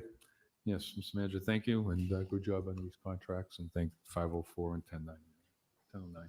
What's that? Curious what he gets as a stipend for this. Council Tooley? Thank you, Mr. Chair. I really appreciate it. I know that these contracts were worked on diligently by all parties. Our Transportation And I wanna Secretary's say chair is thank you, Monica Tibbetts Nuts. to, Tibbetts Nut. both the unions and also Yeah. to the administration for their That's old British slang, I effort, think. to really do For just like great a job, little and bit of it's coming to pecans. fruition. Yeah. Certainly, A Tibbetts nut. we need to make sure that our employees Please, sir, Tibbet's nut. Oh, of course. Hold on, let me find some. That they understand that we do respect them. For the poor. and, Tibbet's nut for the poor. We're very grateful for them, and I think that this It's reflects that. Christmas. So thank you to everybody involved. I really appreciate it. It's St. Christmas's Day. Okay, we are on recommend adoption of order authorizing the reconveyance of the land at 40 Wall Street to Friendly House. Mr. Chairman, Councilor Russell. recuse myself. Council, for the record, Councilor Russell has recused himself on this item. Roll call. Council Bergman. See, thank you. Gio gets it. Yes. Gio gets it. Council King. Yes. Councilor Carlson. Council Nguyen. Yes. Council Ojeda. Yes. Council Priscillo. Yes. Council Russell recused himself. Council Toomey. Yes. And Mayor Petty. Yes. We have transmitting information communication relative to the semi-annual TIF tie reporting. We send that to ED. I want to thank Peter Dunn and his whole staff. The biggest night of the year. TIF tie reporting. Being transmitting information communication relative to housing and neighborhood activities. So I send both those collectively to economic development. Roll call. Council Bergman. Yes. Council Calorio. Yes. Council Gia. Yes. Council King. Yes. Council Carlson. Council Nguyen. Yes. Council Ojeda. Yes. Council Priscillo. Yes. Council Whoa, whoa, Russell. whoa. Where's Marco? Council Toomey. Yes. And Mayor Petty. Marco. Information communication of the economic development initiative. Marco. Report. He's not around. I'm not hearing Polo at all. Oh my God. Council That's Bergman. where we made Council Calorio. Yes. Council Gia. a group. Council thing, King. and we have Yes. to find Council Marco. Carlson. He's our Council Waldo. Nguyen.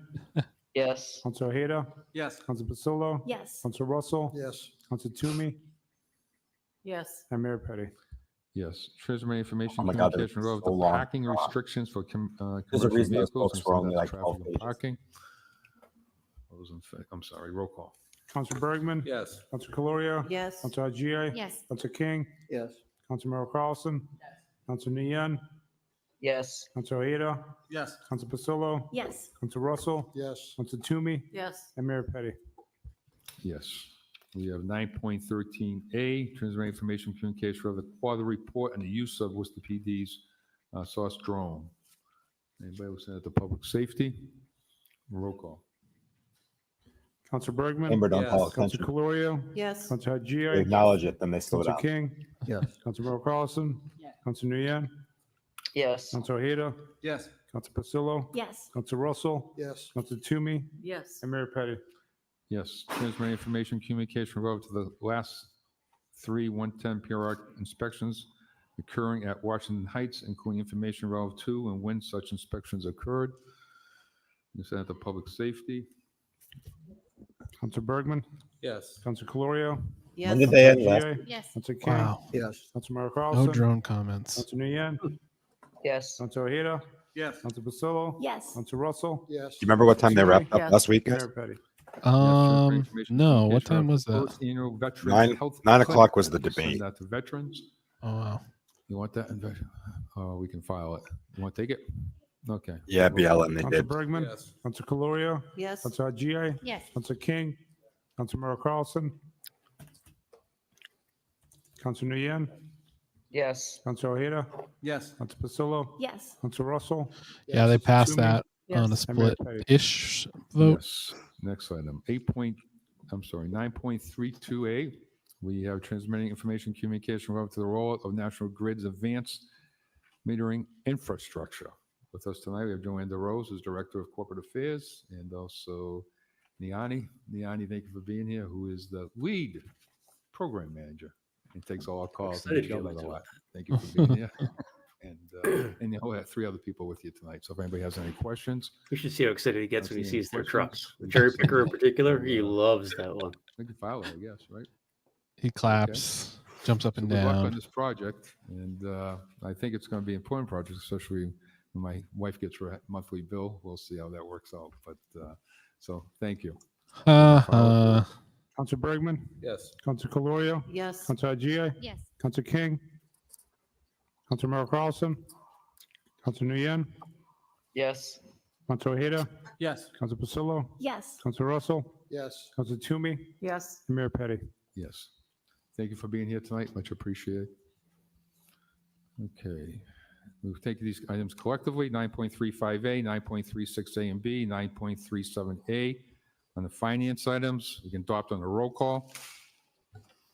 Roll call.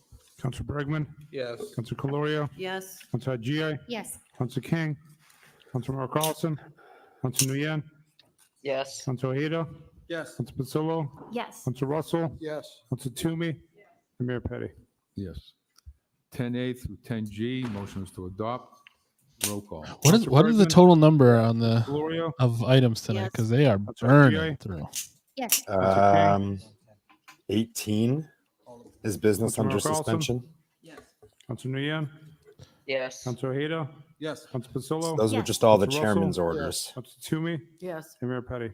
Yes. Orders, 11A, request city manager, request city solicited by the council for legal opinion and any draft documentation required to begin the process of changing the city charter and city council rules.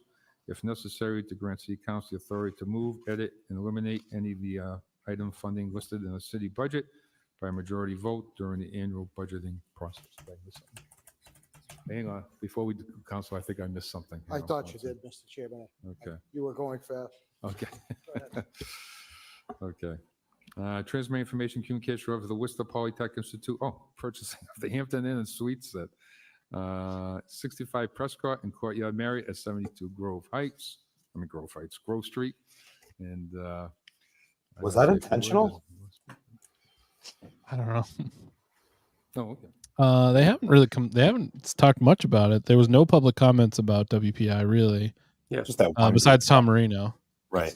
But he was in support of, or not necessarily in support of it, but at least not in support of criticizing WPI. Mayor Petty?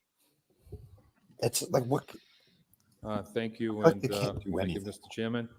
And I know the city manager's been working on this report, or the negotiations with WPI over the last several weeks. And, but, you know, I think it probably hit home when people saw the property was transferred over the last few days, the two hotels, to WPI. You know, it just like hit home that it's sort of discouraging. And To find out as an adult that nobody cares about your opinion. timetable the manager provided, Mr. Dunn provided regarding the what happened back, it started 20 years ago, in fact, 2020 and 2004. And this It does seem like a weird negotiating strategy.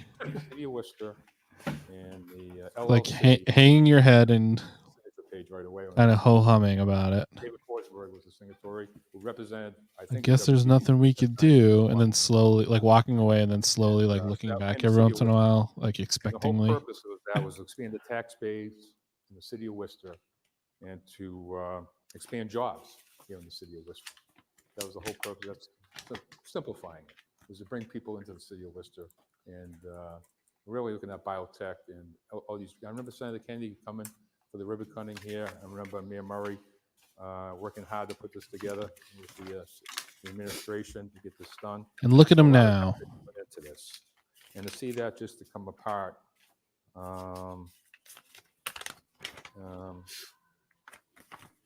Yeah, going back to our earlier conversation, Brian, you know who doesn't have a street named after them ceremonially? Senator Kennedy. It's true. Did some stuff, managed to die, still no Yeah. street. It's not just the tax. But Joyner wants one. Really, And his the whole flowers. idea of working Yeah. together as a He wants to When you smell can the smell flowers. bringing economic development here to the city of Worcester. Just an angry little bee. I know, Mr. Manager, I think in the report. Buzzing is right at the top of the charts. I think. Candy. Oh yeah, Candy's gonna fucking light up tonight. The Hampton has the TIF and the other hotel did not, and that expires, I believe, in 2029. Yeah, but the benefits for the TIF are already done. Peter said it last week. This has set back the city in some ways, how we do business with the college and universities going forward.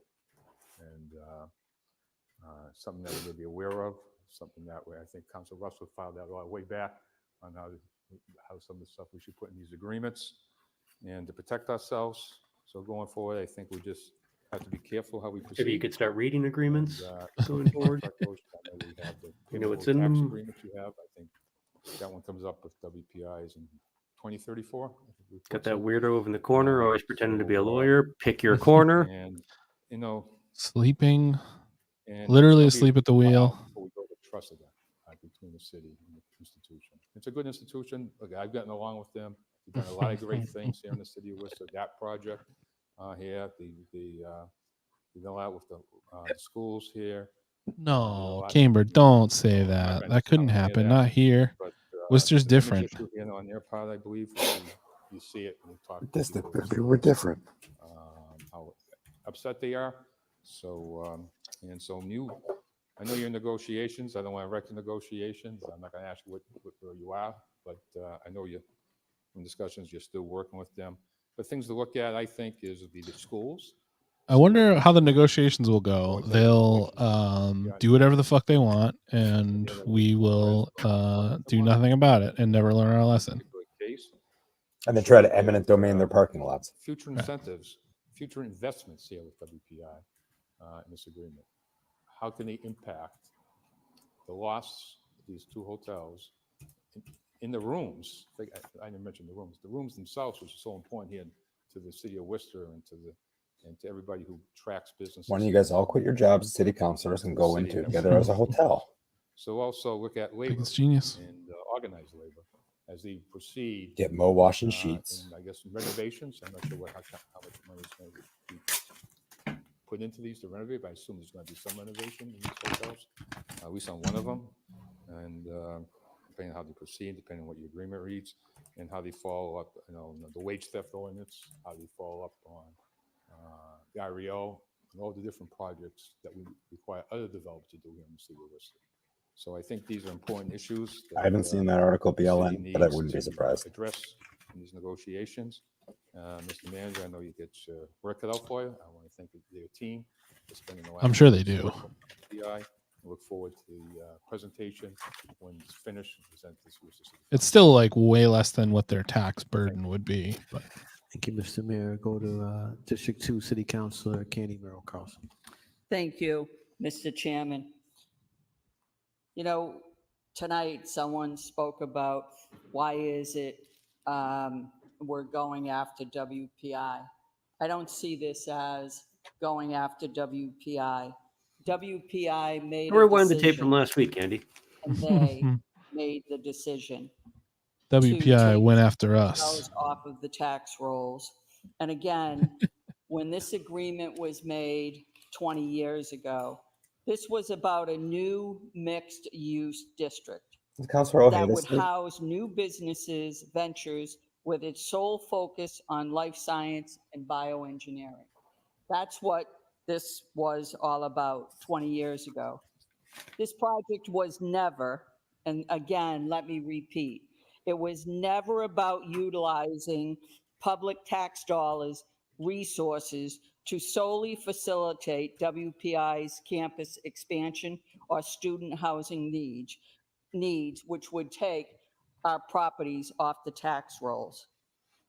Mr. Chairman, as you spoke, again, it's $2 million each year that gets taken off the tax rolls. And every year since I've been here, we always make a decision on our taxes and where we're going with them. And as you know, Mr. Chairman, and everyone in this room knows that I always vote for the lowest residential tax rate. I didn't And know that. obviously there's a reason for it I because didn't our care. residents can't bear any more of the burden. With this $2 million coming off the tax Not with that roll, attitude, they can't. what happens to the DCU Center? Where does that money come from? That money we know is going to come out of the general funds for us to pay. Again, the residents are going to have to bear the burden of this $2 million. Mr. Chairman, what happens to the 100 jobs that are there right now? There's 100 private jobs that are there. And quite frankly, I don't think WPI is making much of an emphasis on those 100 employees, which I quite honestly think that that should be a big deal. Because for those Why didn't you people bring it that up are the last working 3 weeks then? that is their livelihood. Again, you know, we talk about the rooms. We talk about losing 25% of the hotel rooms. which basically at the end of the day, it's 250 rooms. And if we look across the state and see, I mean, we are really in tough shape in terms of what happens with our rooms and how do we have Throw a events party here in the city of Worcester. I saw somebody somebody posted something that As I look at 65 Prescott didn't quite Street, follow. I was looking at it and I quickly, look but at FY24's that assessed value, it's essentially which is one of the basically bigger problems. One of the issues with it is that it's letting WPI overcharge students for housing that they would get, like apartments they would get for a certain price. Now they're going to charge, they're going to pay double that to live in a dorm instead of getting an apartment in the city. Which I don't like. In a vacuum that makes sense, but in this the actuality of the city itself, we're in a housing crisis. It doesn't really. Yeah. Honestly, the one of the selling points of this is getting kids out of apartments that could be, could be for families. $20,400,000. Like the fraternity row. Mr. Chairman, if I look at No, I was gonna say, I mean, like from my experience on Highland Street, the housing that's off the Highland Street corridor, that is student housing, it's only student housing. Like you would have to do so much turnover and renovation, I think, to get them marketable and whatnot. And as a result, you end up having a lot of landlords that are charging a fortune. And this is pre-COVID, charging a fortune for and a lot of this is public too. Like, I mean, you can go to Clark University and see what, their off-campus housing options are, which is usually what the landlords in the area use to set their own rates. But yeah, the last time I looked, it was like $1,800 a month to be living as an individual, but in a group floor of a 3-decker. So it's like, it'll be like 3 or 4 people paying that to each. Again, And that's going to like a private owner that's contracting through Clark in that case. It's insanity. Well, what does WPI charge for a dorm room? Like $3,000? I don't know. Let's find out. That's over the course of a semester or a year, maybe. I wonder. But that was ultimately my question. Like fraternity row, are those private houses, or does WPI own those, and those students are paying? Well, I don't know about WPI specifically, but normally no. These are owned by the fraternity. These numbers now sorority. need to reflect what the property values. Undergraduate housing is $5,000 a semester. Purchase price. $5,000 a semester. $46 million. So, and again, Mr. Chairman, you stood here and I mean, spoke cheaper. just a minute ago and talked about. But remember though that WPI isn't. I can't remember. Are they trimesters or are they? They do 4 a semester. There isn't trimesters. Do I have a Yeah, problem with WPI? with a at summer this session, but it's not a full Sure I session. do.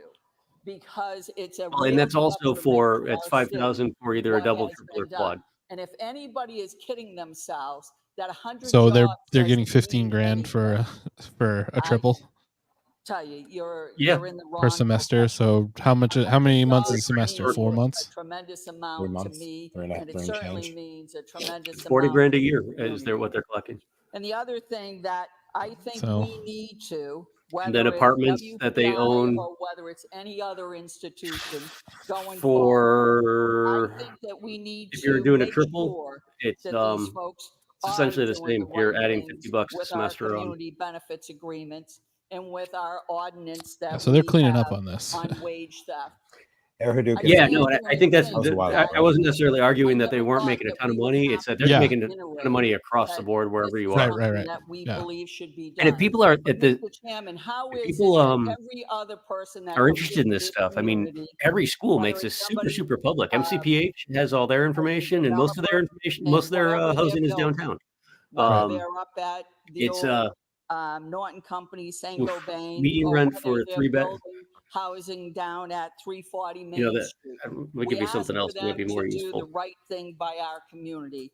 I think that it's time for everybody in this community, and I think that people need to be treated equally. And quite frankly, I You've think never thought whether that it's before. WPI or any other institution in this city needs to adhere to being good partners We need to this start city, and the Worcester certainly Motel somewhere up being on good Route 20, partners to this somewhere near the community, Lamplighter too, because obviously. I don't believe that anybody, because it's a nonprofit and it's a educational institution should have to take second seat as an employee in this community. Thank you, Mr. Chairman. Thank you, Councilor Bergman. Thank you, Mr. Chairman. The number of years I've been on the council, I think this might be the biggest example of getting our pockets picked. And again, this is not a. I just sleep in my car on campus. They do tremendous work there. So 3-bedroom rent, like I don't know that it'd be fair to like say even median average, because we've got a new construction, old construction is different across the city. What I've been looking at the last couple of years, haven't in a while, is what the Worcester Housing Authority uses for payment standards for the fiscal year. So for 2024, a 3-bedroom, they consider fair market rent to be $2,008. I'm quite. So that's, and they're targeting they're looking at your average 3-decker, right? Like, I know Yenny, I don't know if Yenny's here tonight, but Yenny usually chimes in when these conversations come up with what they're charging. I mean, that was 1,800 2 years ago. City Council. This isn't easy to change. We can't change the law at the local level. When I was looking, 15 to 18 was what I could find for like a 1 to 2 bedroom. Improve our chances of this not happening again. Which felt But I'd like to so out of reach. Because when I started on this council, if I recall, So 40 grand a year. property was off the tax roll. But 40 grand for 2 semesters. Well, no, 40 grand is the annual. So, and that's where WPI looking at their numbers isn't making a ton of sense to me, because 65% of the people they have more than 2 semesters, but the annual cost, it says, is 10 grand. All right. So, I mean, 3,300 a month. That's a state law. And again, I'm not picking on WPI. All colleges, universities have the same Per person. to not contribute. For a triple, There is that's, legislation pending. We talked about that. far more than you're getting for We should do whatever we can a to 3-bedroom get apartment, our obviously. delegation to support the legislation. If I recall. So yeah, I mean, there's an argument to be made that we're subsidizing WPI's pocketbooks at the expense of 2015, one of the what is a necessary commodity in the city, which are hotel rooms. That's the reason why we can't get events in the city. It's the reason why March Madness, which is a big time event that we should be trying to get back to, isn't going to happen. But there is still that other side of it where there isn't housing stock in the city. It will be interesting. I'm not going to say that that's definite, but it would be interesting to see the effect that this has on the housing stock in the city. Without getting I think the really interesting thing too, Brian, is that there's a lot of expectation in the city that we build something. It is like we build it and immediately it happens, right? Like March Madness is just one great example of stuff that we should be getting into, but the number of hotels that you would have to build and then sit on and underwrite the losses that you're going to have while you negotiate bringing March Madness back in, like these buffoons are not smart enough to walk that rope. But like, the future, I mean, these hotels have been there for 20 years, and I imagine that like move-in week, graduation week, homecoming, and a couple other weekends throughout the year that maybe there are big events in the city. Those hotels are probably booked solid, and then it's a bunch of people standing around doing whatever. Yeah, I mean, that's interesting. We should do a little research into that. I don't know. It's never been exactly cheap in recent years to get a hotel room in the city. No, I have like, and there's a fair amount of time that I've seen it where it's actually not like they're sold out. Yeah. So I would be very curious to see. As a mother of alumni, If we looked into like a random weekend, what the availability of hotel rooms are, and how even those hotels, like how easy it is to get a room there. Yeah, no, totally. And that's, I think, I mean, I'm not speaking necessarily of Worcester right now, but I mean, traveling a lot over the last couple of years, I only do Airbnb because I find it like offensive when you get to like last minute booking, and hotel room prices have been insane since, the start of COVID. And they don't seem to budge at all. Like you said, I mean, Worcester is not cheap for hotels. This body approved Neither is Airbnb, truly. The legislature. Airbnb is out of control. Airbnb now, in too. Worcester, but I mean, I was paying $75 a night in downtown Montreal, a block away from Catherine Street, and I booked 2 days before I left. That was mid-October, and there were hundreds of places open for the week that I was there. I also I've just had so many bad luck with like bad Airbnb people that I've been doing the hotel route. But even still, like I've gone back. I've completely gone back to hotels. But you know what I've been doing? Independent hotels, like essentially, like B&Bs, as much as possible. And then I also, in the form of a motion, request if it's been 90 days, request I've definitely done it at times where it was good, but like when we were in London, we got there, we touched down, and our Airbnb canceled on us due to a flood. And then the second one that we ended up booking, like the water either had pressure or it would be hot. If it was hot, it would trickle out, and if it had pressure, it'd be ice cold. So I just didn't shower that week in London. Because of people working together. Yeah, stinky Brits. I had a hit a biddy or whatever the hell we were saying before. The city working together to ameliorate. I'm not going to look into it, what it was. I choose to believe it was that. Yeah, we're just moving on. Yeah. And what are these people complaining about? We have Hotel Vernon. And this is not good. And my people that I know, Sally. I mean, for Worcester rates, just again, like the Hilton Garden Inn in Worcester. I mean, they're advertising their straight rate is $144 a night right now. The one in Austin, Texas, is $82 a night. So yeah, you just tell me where you think you'd rather be in the universe. And I don't know, maybe I won't meet you there because it's fucking here. Councilor Russell. But that's what I mean. Like that just goes to like there aren't that many people coming to the city right now for things. So the price of that has to be related to scarcity. Totally. Yeah. Oh no, absolutely, Sally. I mean, I was in Portland beginning of the summer, and Portland is absolutely insane to be staying in right now. If that's the part of Maine you're talking about. Why don't you just build more dorms? And his response to me, and I use the example of Holy Cross, as much as I don't like. But again, I would say Portland has a lot of value that it's bringing to the table. Totally. I don't know where you're going to see that same value locally here. And converting that area to more dormitories instead of staying more on campus. But Mr. Chairman, I also have no idea, Brian, what it takes to run a hotel. I mean, from a cost perspective, I mean, I can't imagine it is cheap, but any stretch of the imagination. But I mean, it's probably one of those things that like Worcester's probably with high occupancy rates is probably underwriting, the same brands, hotels in other cities that they want to attract more bodies to, where they have a greater number of rooms available. Yeah, there's probably to an extent there's that, but so many, it's complicated too because so many hotels, while they're part of a chain, they're franchises. Right.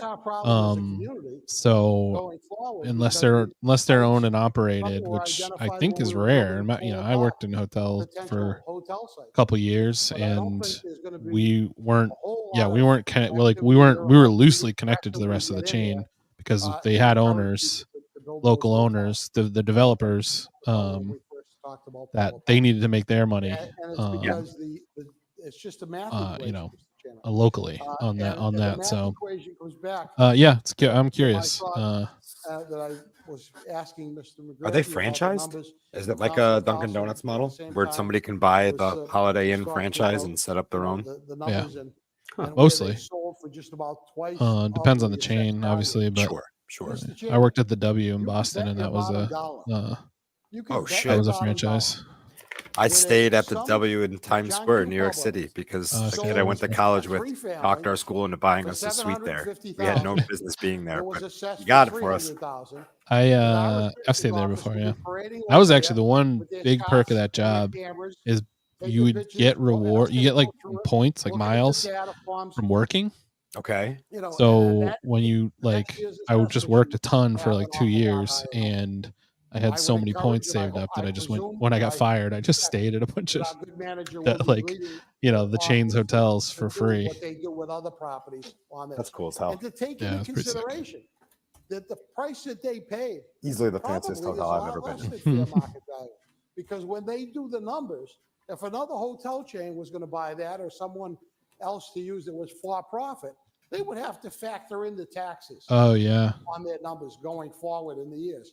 Well, nonprofits don't have to factor in the taxes, so they can afford to be, a little more generous on the sale price. But the reality is the value that property has is going to be. You can go to Boston and stay at the Liberty, the creepiest hotel in the city because it's the former jail. So, Mr. Chairman, I would just encourage the It's like a administration to perfect look at distillation that. of Like I said, I'm sure that they're doing it, but Boston, like this is the politics, is that from my standpoint, the they're looking to have the this jail where look at the numbers and Malcolm what X was held as a teenager is now a luxury hotel that white people can come stay at from all over the country. And most people that live in Boston have no idea that it used to be the jail there. Thank you. I'm not going to repeat what my colleagues said, but I do support It's a nice hotel, though. colleagues in It's pretty their cool motions and their if you can separate it suggestions. out from And I the just want to history. make this really simple. For me, there's many cities I look at and I say, why does it cost so much to live in that city? And since I've been on city council and I've had a understanding of nonprofits and residential and commercial I don't think you property, do. it's interesting to see that they have a majority or a large amount of nonprofits in that city, which eats up and eats away, erodes at the tax base. And thus, the residential taxes and people that live in the city, it's going to cost them a lot more, and the increase is going to go up even further. And then people that want to rent aren't going to be able to afford to live in the city because the rents are going to go up, in relation to the properties.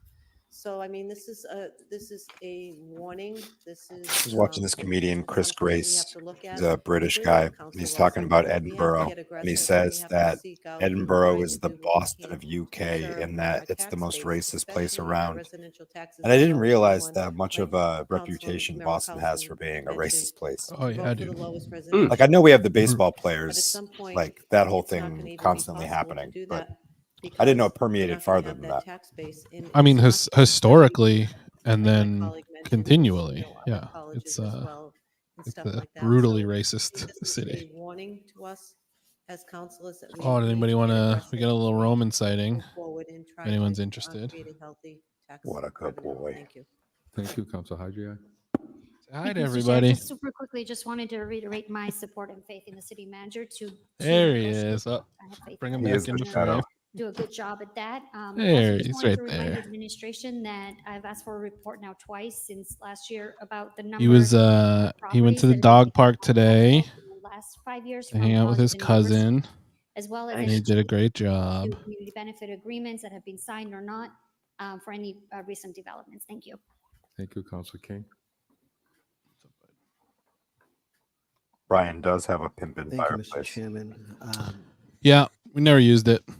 Just want to, one That's of how the much things of a I use you are. noticed We're never gonna use it. report, there was a comment pertaining to the ability or inability of the city to attract large events. I stood before this council some time ago advocating. Yeah, does anybody want to buy a towards wood March stove? Madness, and for the public doesn't know, that's a Came with the college house. basketball tournament to come back to the city once again. We gotta repair the flashing on the interior Other of the cities, chimney before we use it, and those we're never gonna first do two that rounds because had we an never economic want to use the impact of fireplace. So $10.5 million in revenue. it just looks cool. And when we True came stock forward is this as a council, asking This is in the basement, dude. pursue, we hell knew yeah. we were on the cusp We got two fireplaces. of hotel. What's this, Brendan? You were just talking about Boston and racism. I mean, No, this is not just this the is the city, photograph. I know most but people that's think of what their it Sitco was sign. at. This is the photograph that I think of when Yes. when anyone mentions Boston. It's Oh, shit. it's titled "The Soiling of Old Glory." That's the city back of City Hall Plaza, and that was in the midst of a riot that took place during the busing strikes in But, Boston when they half the city, all the white people packed up and left and moved down to the Irish Riviera because they threatened to forward for start those moving sorts black of kids events. from Roxbury I to other don't parts of the know city. to what degree that would. That's impact also the current location of the Trailblazer Bill Russell statue. for hockey. The greatest basketball player, the greatest champion of all time. a legend, before a civil rights I figure out hero, what I wanna vote and his statue is right there, alone, I pointedly, and wanted also to hear from the almost a mile administration away from TD Garden any where the Celtics feedback they play, wanted to give hidden away on this in matter. I the know least that conspicuous part of the I city. filed an order over a year ago asking the administration to approve It's been a while since I task looked, force, Travis, but usually every year Boston gets that was named the most unanimously supported segregated by this city council in and by the America. mayor, to take a look Yeah. and That's have ridiculous. continued oversight and I engagement. it makes sense. I feel like I knew it without knowing it, but to hear it is a institutions, different thing. that For as much currently as I have know about pilot the South, agreements or for we not should be like there are negotiating with sundown continually. towns As still mentioned, in this some country. of these pilot agreements were Meanwhile, last Boston. negotiated 20 years ago, 15 years ago. Things have Yeah, changed. it's a pretty terrible place. I Yeah, was also proud to bring forward yeah, the parts of it really are. resolution to support the legislature establishing a local option for us to levy up to a 10% of what the anticipated tax revenues would be for large nonprofits, Mr. Chairman. That's currently still alive. in the Cameras weren't ready for legislature his as of jelly. today. So I want to first Yeah, encourage he's, the you know, administration to move he forward moves in with the silence. implementation and creation of a task force to assist us in this endeavor.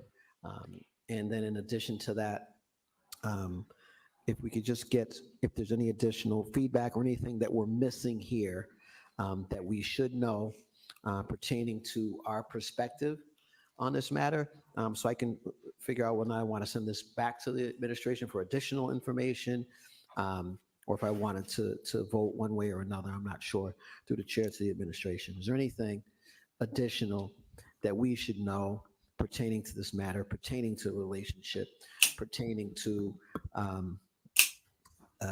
the economic impact in attracting large events, through the chair? Mr. Manager? Through the chair to the councilor. To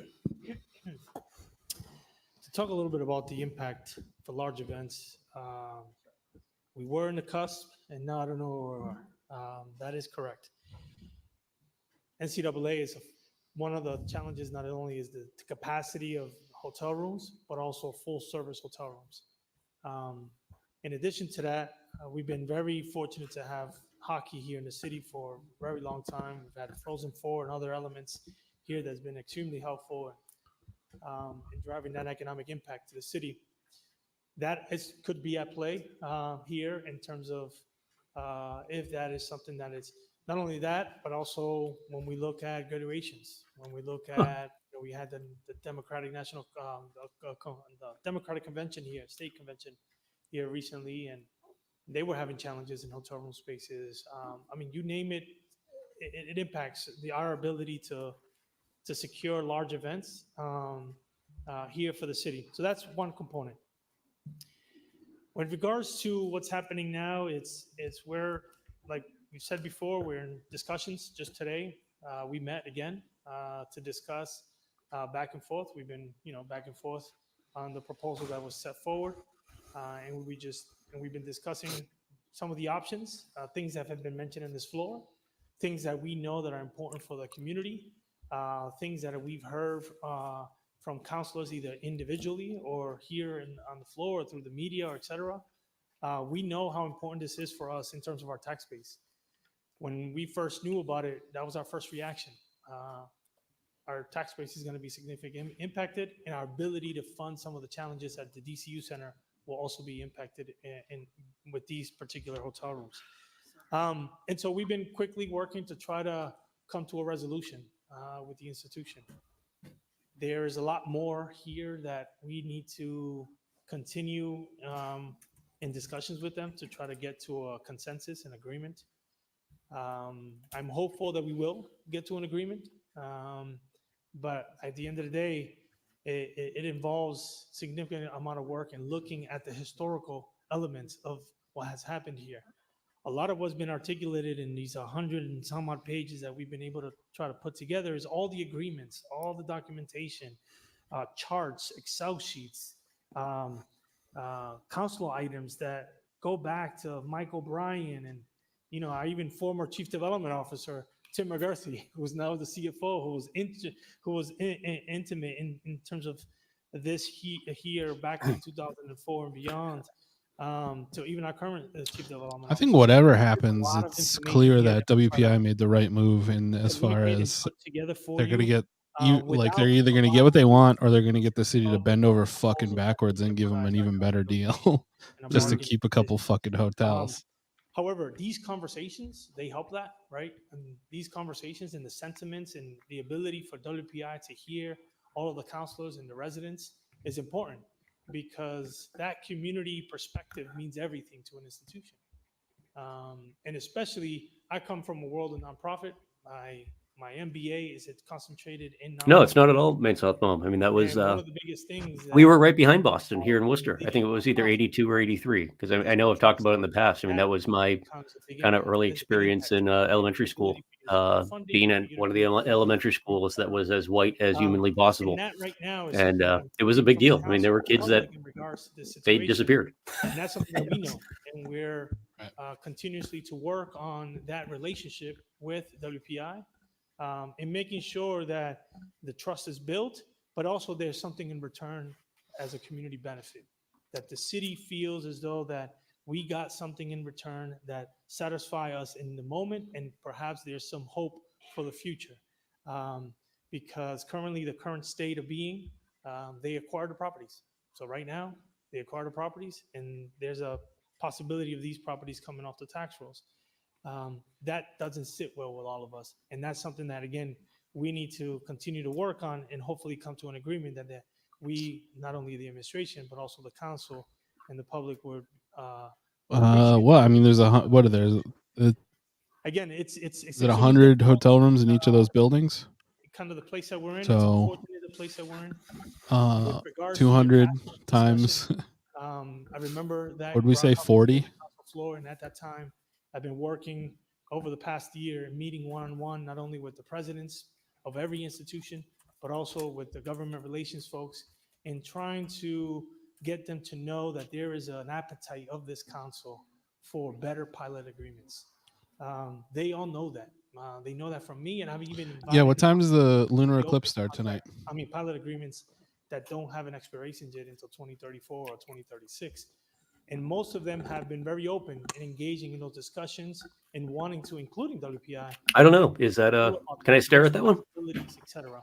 But this particular okay, cool. Stare away. This particular acquisition was a complete surprise to us that, again, we're trying to address and come to a resolution as soon as possible. Thank you. Thank you. My last question, I stood initially in opposition to sending this forward. I was going to ask you to go back, but I really think I'd like to see what economic development that leadership does with this report.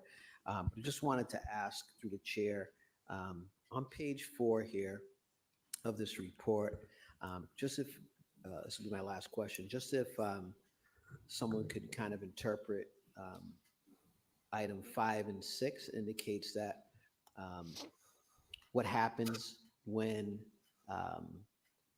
there's the Institute, WPI, purchases commercial property. So if someone could just interpret 5 and 6 for me before we move this on to the chair.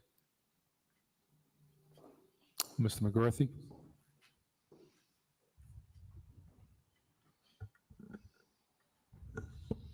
Through the chair, this language mirrors the standard language at some level that the city has put within its pilot agreements.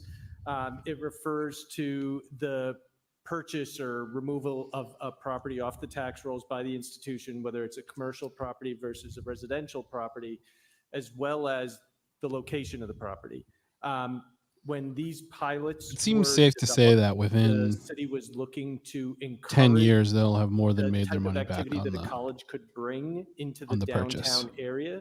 So there was a lower amount of pilot required if a new property came online that was located within the downtown. They were discouraging within 10 years of it being a growth dorm. of institutions. I can't in speak the to how residential long neighborhood the time frame is outside going to the be. downtown. They So supposedly aren't pilot immediately switching them over. outside the area called the downtown.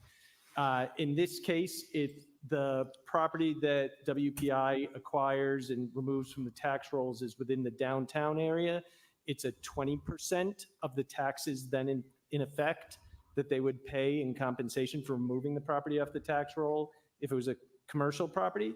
If it was outside the downtown, it would be a 50% payment compared to what it would pay otherwise under taxes. A residential property, however, would be 100%. That if a residential property was removed from the tax rolls, it would be 100% no matter the location. Thank you. Thank you to the chair. Yeah, but based on that- response. So what is what is it spatially? Where does downtown Worcester end as relates to Gateway Park? Is it close to there, or like where? Through the chair, at the back of the pilot, there is a map of the downtown. It's tough to read. It's an old copy. Yeah, that's what I was going to say is I don't think that they. I think they However, wait there is a clause within the to take it pilot off Gateway of Park offline as a hotel separately until after with the concept that it's period is treated over. as part of the overall master plan and other agreements that were in effect at the time.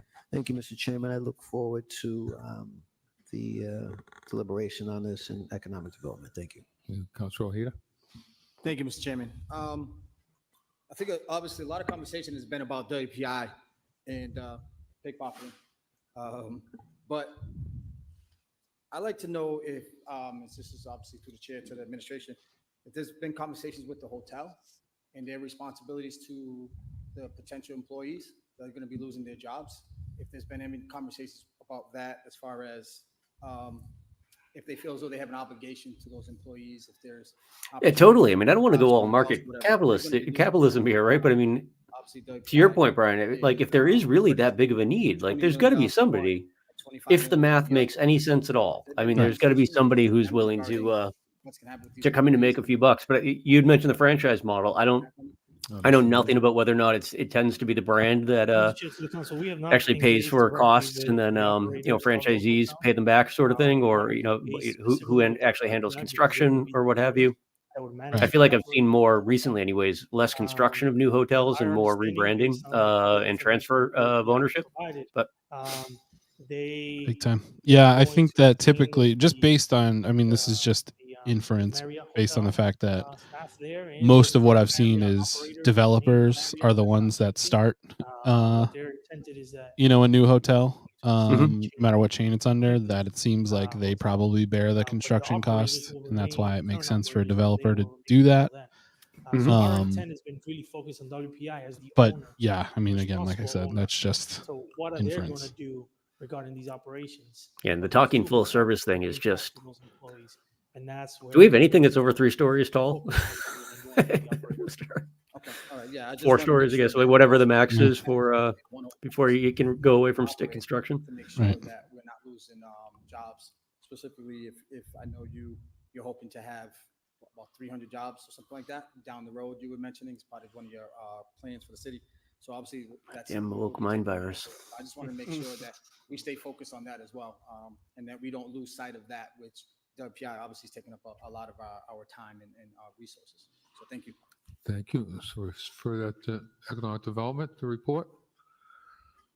Roll call. Councilor Bergman, Yes. Councilor Calorio, Yes. Councilor Gia, Yes. Councilor King, Yes. Councilor Moore Carlson, Councilor Nguyen, Yes. Councilor Ojeda, Yes. Councilor Pasillo, Yes. Councilor Russell, Yes. Councilor Toomey, Yes. and Mayor Petty. Yes.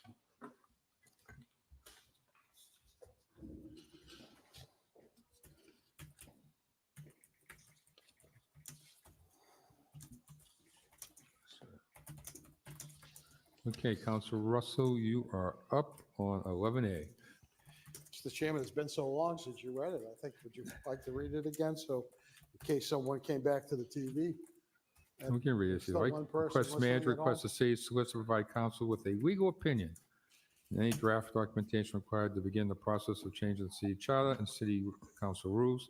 If necessary, to grant city council authority to move, edit, or eliminate any line item funding listed in the city budget by majority vote during the annual budgeting process. Mr. Chairman, this is an item that I spoke about during the budgetary process and during the review of the city manager.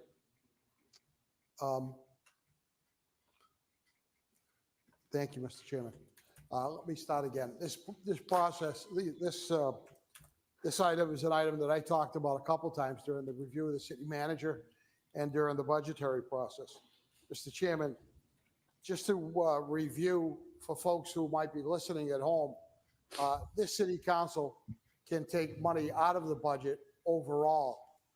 If we don't like an idea or something that's in the budget, we could say, Mr. Manager, we believe that you should cut X amount of dollars from the budget, but we can only take it out of the bottom line.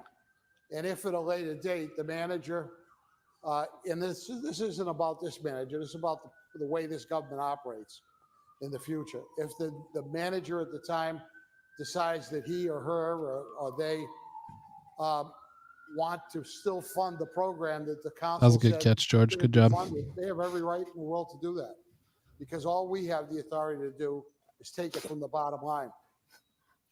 Mr. Chairman, this is an item, the way I drafted it, asking the administration to come back with the specific verbiage, because I've been told that that's the only way we can actually act on anything is to have the written document in front of us. But it's a pretty clear and concise thing. The Boston City Council, for example, has a line item veto. I think if the people of the city of Worcester vote their elected officials and their city council to be their representatives here, their representatives and them, through their representatives, should have a voice on each item. Should have a voice on each item and a vote on each item to say that we're in favor or not in favor of an item. It's as simple as that, Mr. Chairman. So I'd ask for this to go to the administration. I'd ask for it not to be clouded with a conversation about a future charter change. A charter change is a lengthy process. This is not. This should be able to be done in a matter of a couple of weeks, but the administration sending back the proper Travis. verbiage, send it into Boston. Why does it seem like they have fantastic captions in-house over there? Chairman, you know, George as Seption captions looking amazing. budgetary process, this Those are Zoom captions, which are really good. this manager at least listened to some of those recommendations. We and could be changed doing their Zoom, his items in the hosting their budget, Zoom. and did a good job at that. But like I said, this is not what this is about. But then we wouldn't be giving Zuckerberg any money. And the way Yeah. the city government operates in Shame. the future. Folks, my colleagues in this room are okay I- with not having a line item Yeah, decision. that's a then so solid be it. observation, But I Brendan. thought, on behalf of the people in my district that I know I've heard these things about, why did you vote for this? Why did you vote for that item? When in fact, we could only make recommendations and vote for the budget overall. So, Mr. Chairman, I'd ask for this to go to the administration. I know that some have said, I don't know what you're talking about. There's, you get 6 votes and you can do whatever you want. Well, we could if everybody cooperates. But under the charter, we could under the charter. Under the charter we have and under the rules we operate under, we can't. So this is a way of making. Not usually. They used to be. They're not really anymore. Thank you. It depends on what they're Councilor covering that week. Thank you. I just want to rise to support. Colleen Councilor used to be Russell's in the chat. We used to mess with her. Item here. Just a little background. I found it very odd when I came from school committee, which we did have line item veto, and we could vote things up and, you know, whether we could vote for a program and not vote for a program. That when I came here, it was only about the bottom line. So, and I thought that the process worked well. And, you know, people are going to think, oh, well, you're going to get rid of this and that and that. In all the years I was on school committee, we really didn't do a lot of cutting, you know, of programs. It was some were close votes, some were not. But I think the things that we did vote out that were very thought out, and the process was really well deserved there. So I welcome to the conversation and to see how this is ran up. Thank you. Thank you. Councilor King.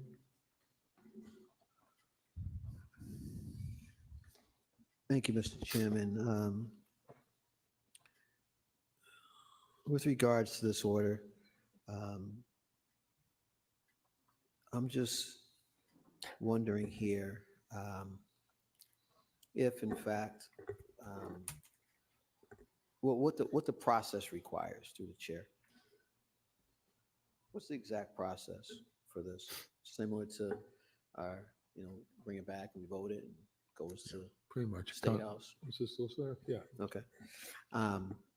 And so, you know, I have thought about filing this on numerous occasions, similar order, Mr. Chairman. And what gave me pause was, in reality, thinking about how Boston does business, how Springfield does business, but particularly Boston, right? That was referenced here. Springfield's more like we are.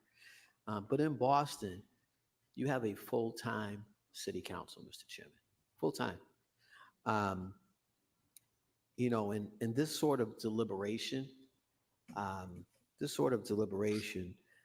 requires increased intensity, increased oversight, increased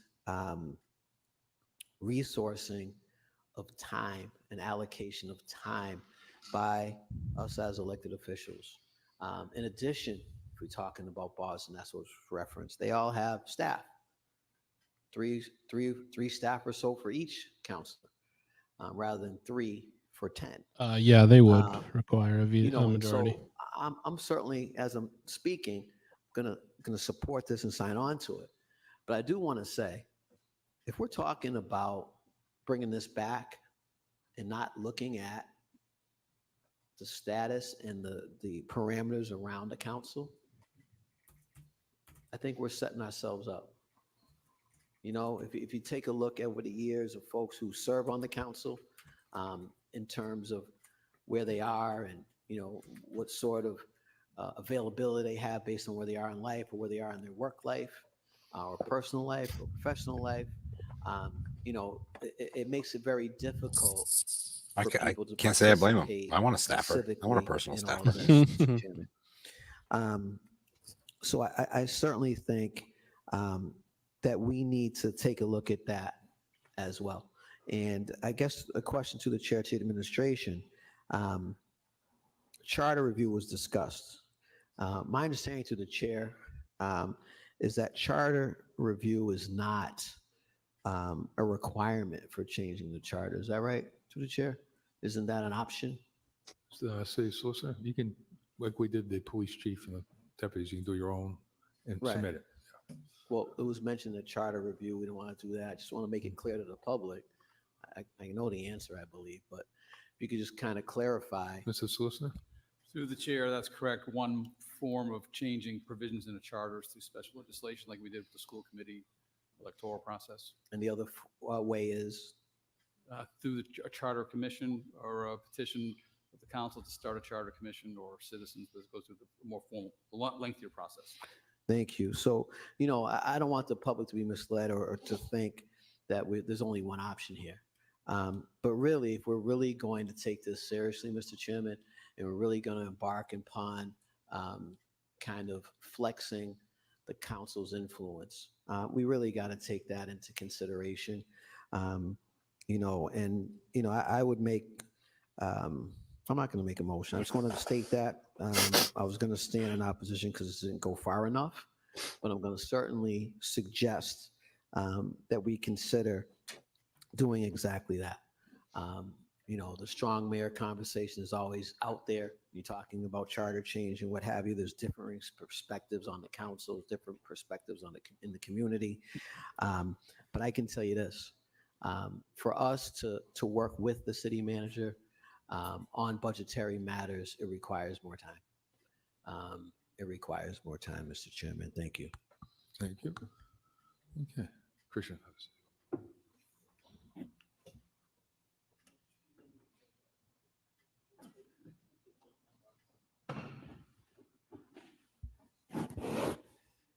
Mayor Joseph M. Petty. You have this thing. Anyways, thank you, Mr. Chairman. Thank you, Councilor Russell, for the order. And this is no reflection on the city manager, this order. I think the manager does a great job. But we keep on filing orders, not saying I'm against it, but we keep on filing orders on the charter and keep on chipping away at it. You know, it is a city manager form of government. It is a strong council form of government in some sense. And I know. But in some sense. Yeah, right. Which is to say, no sense at all. Veto power on what the city council does. I don't think that's. I think I'm right on that. But and this one didn't have that. So since Okay, I'm ready. We should do a charter commission. I think when you come in with this report, Mr. Solicitor, you should come in with the process of how to do a charter commission, how to look at the government going forward, and have the people of Worcester decide. Wow, kind of a big It's deal. long process. Yeah, Could be that's a couple very years, big deal. Could be a year, could be 2 years, but let the people of Worcester decide where they want to go. The last one was 40 years ago almost. In the 80s, 86, I believe. So it's almost 40 years since. Is it possible to do a no mayor system? Yeah. But just a no petty system. Yeah. Can we line item veto a mayor? With how the process, with how we would do that, and the details on how that's done, how the people have voted in to do a commission. I think it's been spoken about during the last election process. People asked us. I think most of us agree to do it. And during the forums that we talked about. So something we should have. It's not a reflection on you, Mr. Manager. You have my support 100%. But before in '86, we kept the city manager form of government. That's what the people wanted. So, but something we should look at instead of, instead of the double down. That is correct. But instead of like just chipping away at the charter, because there's so many questions that people ask when it comes to people's responsibilities, people's powers. I want one of those dog mayors that I keep seeing on the internet. They seem nice. Mayor's office. So I think there's something we should look at going forward. Thank you. Yeah, dog mayor. Just repeat your motion. Just have the city solicitor. But but it's a strong dog mayor form of government. He's got near total power. Yeah. Lucky for us, it's one of those racist dogs. Councilor Russell. Mr. Chairman, I appreciate the mayor's comments, and I don't think it's been any secret over the last probably 5 or more years that I've been saying that I thought we deserved a strong mayor. Form of government, it's something that I've talked about. But there Start hasn't doing push-ups, Joe. Heard much traction for that in the community or in this room. But I think full-time council is more important. But a multi-year discussion of charter change. I'm all for chaos, so I'd love to see the charter opened up. What do they do full time? I was sitting here thinking that, like, what does a Boston City Councilor deal with full time? Are they just in meetings all day?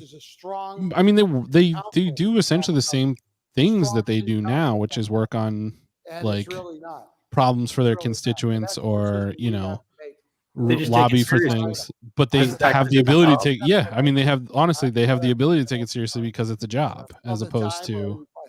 You can't make enough money. It doesn't pay them enough money to be your full-time job.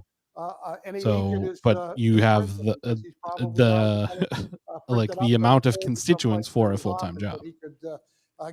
Sure. I mean, that makes sense. There's far more population in Boston than here. Yeah, but even here, I mean, I think there's something to be said for the idea of a full-time city council in the city. I think we would have more serious people on the council. You would also have way heavier politicking, which that's, I think, the only good argument against is you really need to have a savvy electorate in a both machine politics city to kind of be able to understand what's going to suggestion. come at you. I do think it's important that we include Mr. McGurthy in the process, because we went over the budget a lot this spring at length, and changing one thing isn't just one thing, it changes many things. Yeah, it'll So I think drastically going forward, increase it's really the important to keep in mind what one line item can change, but I do the support it. scope of politics in this city. Yep. Thank you, Mr. Chairman.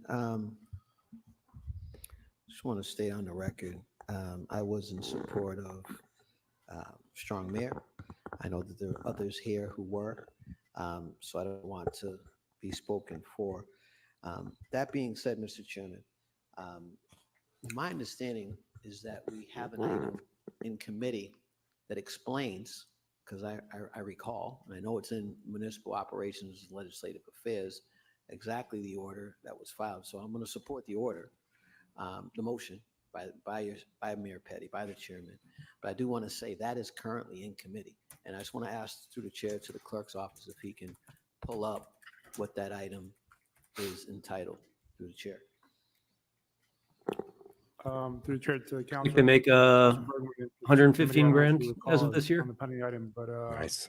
I think it's from Council Rose, was put on June 14th. And they're not 2022. barred from outside Yes, work so as well that's saying too. So you're going to committee have like a lot of operations, lawyers, hold, consultants, discussion regarding same sort of makeup that you have here, And but there's staffers backup and that has the information. You're gonna have that me you on there. provide Let's face Mayor it. Petty that's Mhm. attached to that. I'll be a city So it councilor. certainly doesn't hurt to. That would pull you off the bench. Support this. I'll support Mayor Petty on Of this. course. 115 for a year. sure. 115 to do I just chaos wanted all the time. I'm not gonna to act make it different. clear that there's nothing that prevents us from, We still do doing this that show. and You coming just out are of from the committee. Do it chamber. from the fucking desk. I don't care. Yeah. still bringing a crossbow everywhere. That's not Yeah. going to change. Sign on to that, but again, My desk in city council just covered in action figures. Mayor Petty is correct. There has been an attempt to make In the hallway at City Hall. Council. We've done it with our staffing. We've done it in other I would ways. be think that chaotic council as a has city been councilor. more active than any other council that I've been on previously in terms of things that they're capable of doing. Some of that stuff Gio's the asking to public be on doesn't your actually council. See, Oh, yeah, at yeah. one time. Yeah. But the impact on our districts, the impact on the city at large is immeasurable. Yeah, I have a cooler full of milkshakes. Candy Merrill Carlson pisses me off. Boom. You're getting a vanilla. To the potential. So, made that Councilor change- O'Donnell, what's your Thank you. platform? Thank you. Milkshakes. Milkshakes and chaos. Mr. Chairman, the only just don't thing I remember. saw was just the order. I think Okay. the backup might have been discussed in previous committee meetings before Council Bergman took So over. you can brush it off if it's bring it back again. That is also very extremely Okay. true. So with the orders, In South Mom, send that it to is administration. didn't mean to imply that roll call. before. Council Bergman, Yes. Council Calorio, Yes. Council Haji, Yes. Council King, Yes. Council Carlson, Yes. Council Nguyen, Yes. Council Ojeda, Yes. Council Basillo, Yes. Council Russell, Yes. Council Toomey, Yes. and Mayor Petty. Yes. Request the manager and request the Commissioner Transportation Mobility consider placing electronic speed monitor on Flag I'd go Street. nuts. I would run at on the large new though, so that I Flag wouldn't Street actually be neighborhood, beholden council to discuss traffic my concerns. neighborhood and having to help them fix their like How we do sidewalks or Lucas whatever. On that street. Send that to the manager. All those in favor, opposed? I'd so be going voted. nuts. Request the manager, request the Commissioner of Public Works and Parks work with the contractor responsible for resurfacing Main Street. to Have ensure Bob 2 from crosswalks Hotel on Main Vernon Street drive from you Big Y around with the located at 100 horses. Mayfield You Street only show up to meeting that with the were accidentally horses. removed Every day. during the road Into resurfacing. chamber. I would call into Zoom from the cart. I'm sorry. Like Take Mo. those collectively on a roll call. Council Bergman, Yes. Council Calorio, Yes. Council Haji, Yes. This should be Council awesome. King, Yes. Council Merrill Carlson, Council Nguyen, Yes. Council Ojeda, Yes. Council Basillo, Yes. Council Russell, Yes. Council Toomey, Yes. Mayor Petty. Yes. 11D, request the manager, request the Assistant Commissioner of Public Works and Parks clear the Japanese I mean, Brian, this is how the is Wrestling it Hall of Fame Knotweed between the moved Inman to Ave here. and The way it That'll should be that'll be my number one platform, starting the Pro Wrestling Hall of Fame Access overgrowth in the area, here in including Worcester. the lower portion of Chester. It would be making a campaign Yes. Council King, centering Council the Carlson, turkey from the Council summit Nguyen, as the Yes. Council Ojeda, official Yes. traffic Council safety Basillo, mascot Yes. of Council Russell, Worcester. We were talking about Toomey. today. I didn't tell you guys yet. Yes. We're And Mayor thinking Petty. Tomas Ooh. for his name. Ah, Tomas. yeah. Tomas, the traffic safety turkey. Okay. Concerning any planned improvements. He was on our he was closer. He's getting closer and closer to our house. Could we send He was that around to the corner Parks from our and house the other day. Parks. And the essence of the campaign is that Tomas, the traffic safety turkey, Okay, roll call. he Council Bergman, he sits at the bus stops Yes. Council King, around Burncoat and going towards Council West Merrill Boylston Carlson, around the Council summit, Nguyen, and Council he Ojeda, always Council follows Basillo, the Council traffic Russell, safety rules. He's Council never in the Toomey, street. and Mayor He's Petty. always Yes. standing where he's Well, supposed to be the planning standing. board funded And petition of the Rick, campaign would be Ochoa, don't kill Ochoa, Tomas, Ochoa, and that's a way to Ochoa, keep people Ochoa, driving Ochoa, safe. Is that you Ochoa don't City, is like everyone's goal is to Ochoa, not kill this Ochoa Street, turkey formerly known because as, he's one of the most Spruce important Street, people in my life. Green Street and Washington Street. And for the Public Works, roll call. Council Bergman, Council Calorio, Yes. Council Haji, Yes. This I is feel like you bad. don't want to let that last part Council out. Merrill Carlson, We Council we Nguyen, can't let the cranks know how Yes. near and Council dear Ojeda, Tomas is to you. Council Basillo, Yes. Well, I mean, they're welcome. Toomey, They're welcome to unleash whatever is unleashed if B, they, motion to accept, roll know, call. whatever Liam Neeson-esque rage comes out of me. A and B. Okay.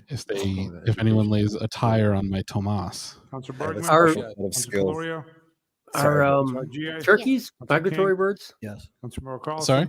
Are turkeys Councilor migratory? Yes. Councilor Heda? I don't think so. Solo? Can't fly. Councilor Russell? Yes. Councilor So, Toomey? well, they can kind of fly. Mayor If Pro I see them up at Quincy tomorrow and sack them and like bring them home, like be on the show and whatnot, or I can drop them off at your house. Is that cool? I Are you mean, saying you're going to get Tomas as a guest? well, I don't know if we, do we want to snuff out his freedom? Yes. GI? Is Yes. part of it that he's Councilor Carlson? innocent and Councilor Mia? free Yes. and Councilor Heda? choosing to do Un-American. these things of his own Solo? volition? Yes. Councilor Russell? I don't know. Councilor I don't know. It's a Toomey? question. I'm not Mayor putting Pro. it down. Yes. I do want him at my house. They're really bad. Tabled under privilege, the rules of city council, City of Worcester.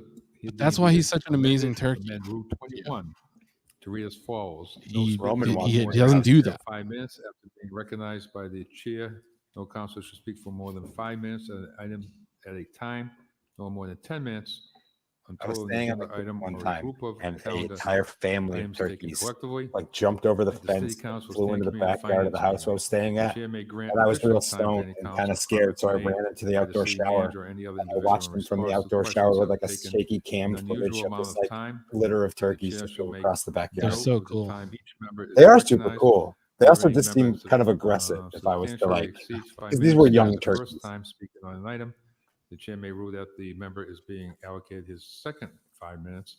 And the member should be deemed to have waived his or her right to speak twice on an item. There. Councilor Bergman, I guess. Thank you, Mr. Chairman. I think the real change to Rule 21 that we're, in committee, we're trying to grapple with is that we really don't have I would- time limitations on our I would standing committees. blaze a path towards New Hampshire and Meetings. burn the entire So state to the those apply ground. to the council meeting, but they don't apply to the standing committees or the finance, when we go into finance. And we're They giving would people 5 they would minutes, call another they 5 would call minutes. they would call Just what 190 we- Fury Road after that. Applying it to the subcommittee meetings and the finance meetings. And I think there's enough latitude here where there can be exceptions made, but More like you get take into for granted, finance or Steve. Subcommittee That's meetings, bad. That's not. it's nice to know that there are some guidelines in place for us as counselors. It's a great question, BLN. Tonight from other people. That's what who Fred are Nathan asked to too. the public, Which not is- happy with the fact. Oh no, that Idella asked that. people on Idella. and on Yeah, at our which limit she's absolutely right. Get shut off when they're speaking. I don't think it's wrong for us to have some discipline as far as having some time limitations in standing committee and finance meetings. And I would just also add, Mr. Chairman, if I might, I was surprised to learn in that committee meeting, and I know you know this, that there is a light or some sort of signal here that can go off that we don't use. And I don't know why we don't use it. Maybe The mayor refuses to use it. Nico wants to use it. But I mean, I think at some point, out of fairness, that should apply not only to us on the council, but to those in the public and on virtual attendance. Because I think the one thing I heard loud and clear tonight is not so much that people are upset about how much time they have or don't have, but that it's not being applied uniformly. Some people get to go beyond, and some people don't. And I'm simply trying to. Oh, committee, listen, we're simply trying Gio, I don't want to lob accusations, but it feels like maybe as far as your wife was not following traffic safety. Thank you, Mr. Chairman. Thank you. Councilor King. Thank you, Mr. Chairman. I certainly was the one that pointed out in committee that we do have. She got to stop listening to such time rocking device music. there that has a buzzer and red lights and whatnot. And I brought that up in the spirit of this, Mr. Chairman. Our meetings. It's like shot here, callers. Committee. The ones they subcommittee, use for like a really aggressive those two dog training. meetings, which are Or like the AM radio guys. Yeah. item, are chaired by the mayor. And I believe that the mayor has done a good job of chairing meetings, of trying to balance things. I've seen it happen when we've had hundreds of people here. We've had a short amount of people here, Mr. Chairman. And the fact of the matter is. How close was she parked to the lines? For the council. I'm just asking questions. To participate in this sort of thing. Ooh, do Joker gas. You know, this specifies Joker only five the people. Standing Committee on Finance, Mr. Chairman. And I can tell you the communication. How does that she I've know it was a had turkey from the and not one of her community, coworkers? is a concern. And I think that These are all good questions. has the best interests of everyone at heart here. I think that there's perhaps some unintended consequences, Mr. Chairman. And from what I'm hearing, those unintended consequences, unanticipated perhaps consequences, Mr. Chairman, is that this will certainly chill civic and community involvement. The mere broaching of the subject, Mr. Chairman. We just sat here on item 11A, Mr. Chairman, and we talked about expanding the influence and authority in Finance Subcommittee of deliberating the budget. Now, we have a number of important things we do as a council. We legislate, we hire the auditor, the clerk, the manager. I think, Gio, I'm just saying, I think we're reading unknowable things into the taxation, turkey's and we approve the budget. mind. I think we had without his side of the There's a lack of time limits because as our issue, well, his perspective on it. I don't know that we can make any, statements like this, saying why he did things and how he did them. I think we just have to trust that he had the best intentions and was within his legal authority as, a traffic safety representative. Fully justified. Absolutely. I mean, it's the side that I'd prefer to come down on for now until we have more information. There's three sides to every story. We have to interview the turkey. Yeah. There's your wife's side. There's, the truth and the turkey side are the same side. So I guess there are two sides on this one. Yeah, this one, there's two sides. Have this is a challenge for me, Mr. Chairman. Again, we have things in place. We have timing. The mayor times. If the council disagrees with something the mayor is doing, we have the right. I just like the idea that it could have been our national bird. Ruling of the. Ben Franklin was trying to get the turkey. Presented. And all of a sudden, the bald eagle had to come make a statement. I'm not a part of that sort of thinking. That this is one of the worst birds on how the city manager. They're not even that around. Like, come on, let's stick with something we have. That's what this says right Turkeys here. everywhere. So many folks that have reached out to me. We have in place rules. What do you think a bald eagle tastes like?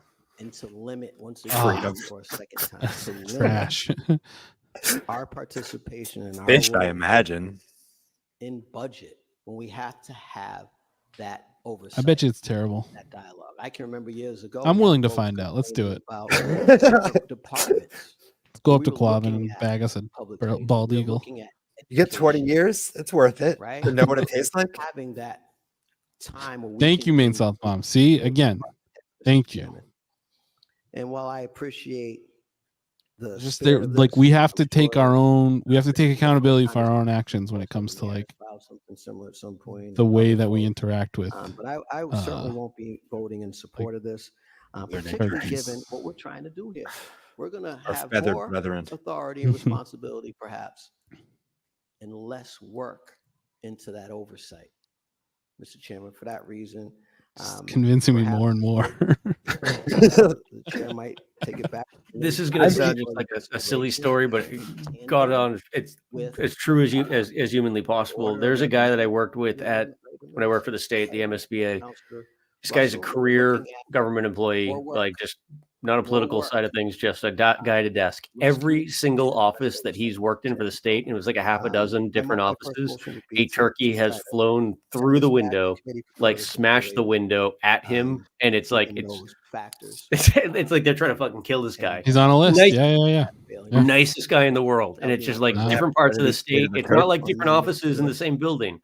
All across the state, everywhere he's been. Eventually, turkey through the window, like it's trying to kill the guy. That fails. Thank you.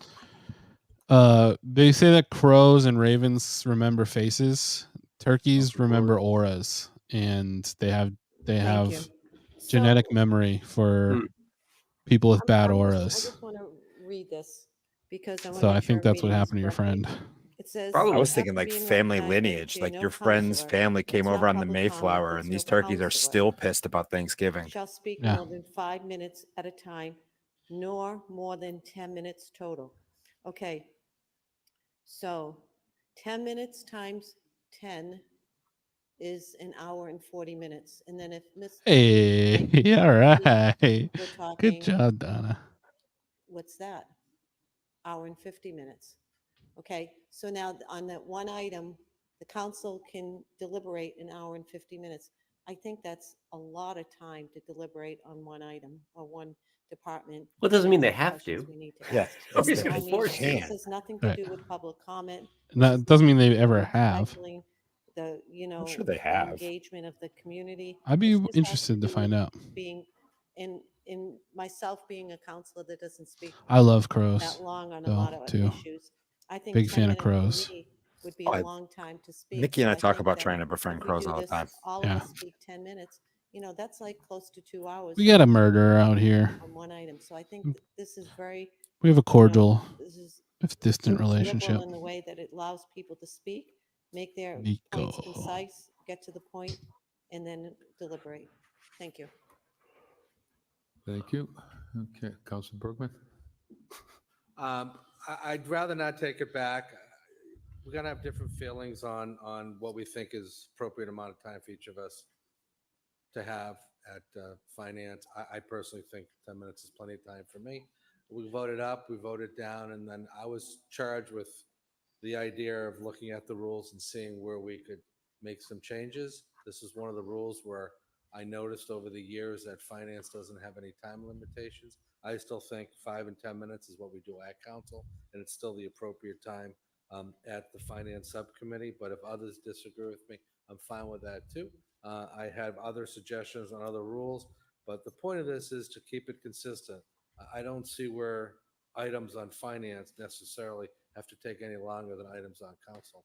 And that's why I think the 5. Nobody used 10 time minute like rule Sarai makes Rivera. sense. 1 5-minute period. If you need a second Christian 5-minute Christian period, has 5 kind minutes, of you get taken the her rules spot at voted. times. Again, I don't want to have a He usually balance has important unless things to say. it's a I'm vote not of the trying to say council. anything about It can that, be voted but he up, does it can be speak at voted length at down, times. And I'm fine with whatever the result is. Thank you, Mr. Chairman. Councilor Basul. Thank you, Mr. Chair. Just to clarify, it would be 5 minutes of the counselor speaking and the person answering. That's when the timer stops. Through you to the city manager or. Well, it's clerk. not the city manager. This is our Sorry. issue. But so what I do now is, and I probably do the same thing, is when the council speaks, and I time the counselor, and I usually shut it off when the manager speaks. If I don't forget to hit the timer, then I put it back on when the council speaks, which is sort of what the rule says here. You give time allocation of time, so you don't count the time in some sense with the managers. So unless That's it's a mayoral it's job like and not 3 or Nico's 4 job. minutes. I It's the give most important count job he the has. time. Yeah. Okay, like tonight, we had the manager. And he spoke on sucks the at item. it. He really Just is like all his not other very jobs. good. The manager probably You're spoke bad for at 10 this. minutes. So, but I gave allocated that time. Do we think is he a good lawyer? And one more question. This rule can always be suspended. Correct. I mean, I know what I think, but And there are a lot of questions. How many major cases did you remember his name popping up in before you were? I in think court? it I didn't even know he's a fucking lawyer till like 2 years ago. Thank you, Mr. Chairman. What if they had like a chess clock? Council Everyone set their own time. smashing it when they're done with Yeah. their points. Okay. What I will say is that first and foremost, I appreciate my colleagues' use of the term liberal. That was great. And what I will say is that, Mr. Chairman, I have no aversion to working hard for the people of this city, none whatsoever. And sometimes in committee, that's what happens. We have a committee through the chair to the clerk. Do we have a committee on ordinances? We have an ordinance committee? Through the chair to the council, there is a committee on ordinances, the whole body itself. I don't believe, since I've been the clerk, we've ever gone into that committee, but. Right. there is a And through the chair to the clerk, how many folks are on our other subcommittees in total? Through the chair to the council, the rules dictate 3 councilors. There's a chair and there's 2 other members. So we have committees that are of the full body, Committee on Ordinances, Committee on Finances, and we have committees of 3. And we've functioned this way for quite some time. To single out one committee doesn't make sense. And with regards, just for clarification, as it relates to public participation, they participate by listening as well. It's not simply speaking. This is a transparency matter, and I'll always stand on that side. And I'll work. It doesn't matter how many hours it takes to meet the needs of our residents, the needs of this city, and particularly to take a look at budget. It's one of the most important things we do. And I will say, and I'll state on the record, that I have faith in Mayor Petty's oversight of those committees. And if I take issue with any of that, we have mechanisms within our rules that allow us to challenge any ruling of any chair. So I just wanted to be clarified on that. And yes, we can make a motion to suspend the rules, but that hasn't happened in the 5 terms I've been, or going on 5 terms I've been on. I don't ever recall that happening. So clearly it's not broke. We don't need to fix it, Mr. Chairman. We work in their committees, and I'm going to continue to work. Motion is to file. Okay, well, since we have a motion to file, takes precedent for the first vote. And if that fails, then we'll take a vote on the action on the item itself. Okay. So motion is to file. Roll call. Councilor Bergman? No. Councilor Calorio? No. Councilor GA? Yes. Councilor King? Yes. Councilor Moore Carlson? No. Councilor Nguyen? Yes. Councilor Ojeda? Yes. Councilor Pasillo? No. Councilor Russell? Yes. Councilor Toomey? No. And Mayor Petty. No. So, Mr. Mayor, that fails, 6-5. You want the stream audio up? What is I just turned it up. What's that? What's the order now? To adopt. To adopt. Councilor Bergman? Yes. Councilor Calorio? Yes. Councilor GA? No. Councilor King? No. Councilor Moore Carlson? Councilor Nguyen? No. Councilor Ojeda? No. Councilor Pasillo? Yes. Councilor Russell? No. Councilor Toomey? Yes. And Mayor Petty. Yes. So, Mr. Mayor, procedurally, this requires 8 votes, so this also fails. Yep. So it feels 6-5. 65. Okay. Okay. We are on the next item. City manager considers establishing a mid-block pedestrian crossing pilot program in locations with high pedestrian traffic and where vulnerable road safety is at elevated risk. Said pilot program should include collaboration with Mass DOT. Further request the manager provide City Council a report concerning common areas where pedestrian jaywalking occurs. Councilor King. Thank you, Mr. Chairman. Appreciate the opportunity to speak on this matter.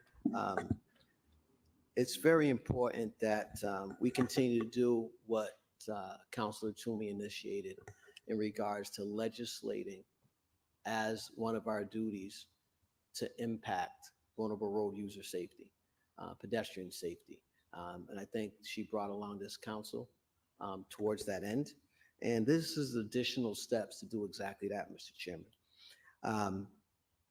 Mid-block pedestrian crossings are recommended and supported by the Federal Highway Association. It's recommended by the National Association of City Transportation Officials in their Urban Street Design Code, Mr. Chairman. And what I'll say is this: when I was first sentenced, my first term to traffic and parking, Mr. Mayor, I was sentenced with finally a joke lands. Connie Luke's. Holy shit! Yeah, I was like, wait a minute. During that time, what I learned was our engineers at the time were recommending against having crosswalks in places where there weren't intersections, which is what we're calling right now mid-block crossings. And I can remember what I did learn from those 2 former counselors was, the community would come, hey, we need a crosswalk here, we need a crosswalk there. And they would say, well, it's not an intersection or what have you, we can't do it.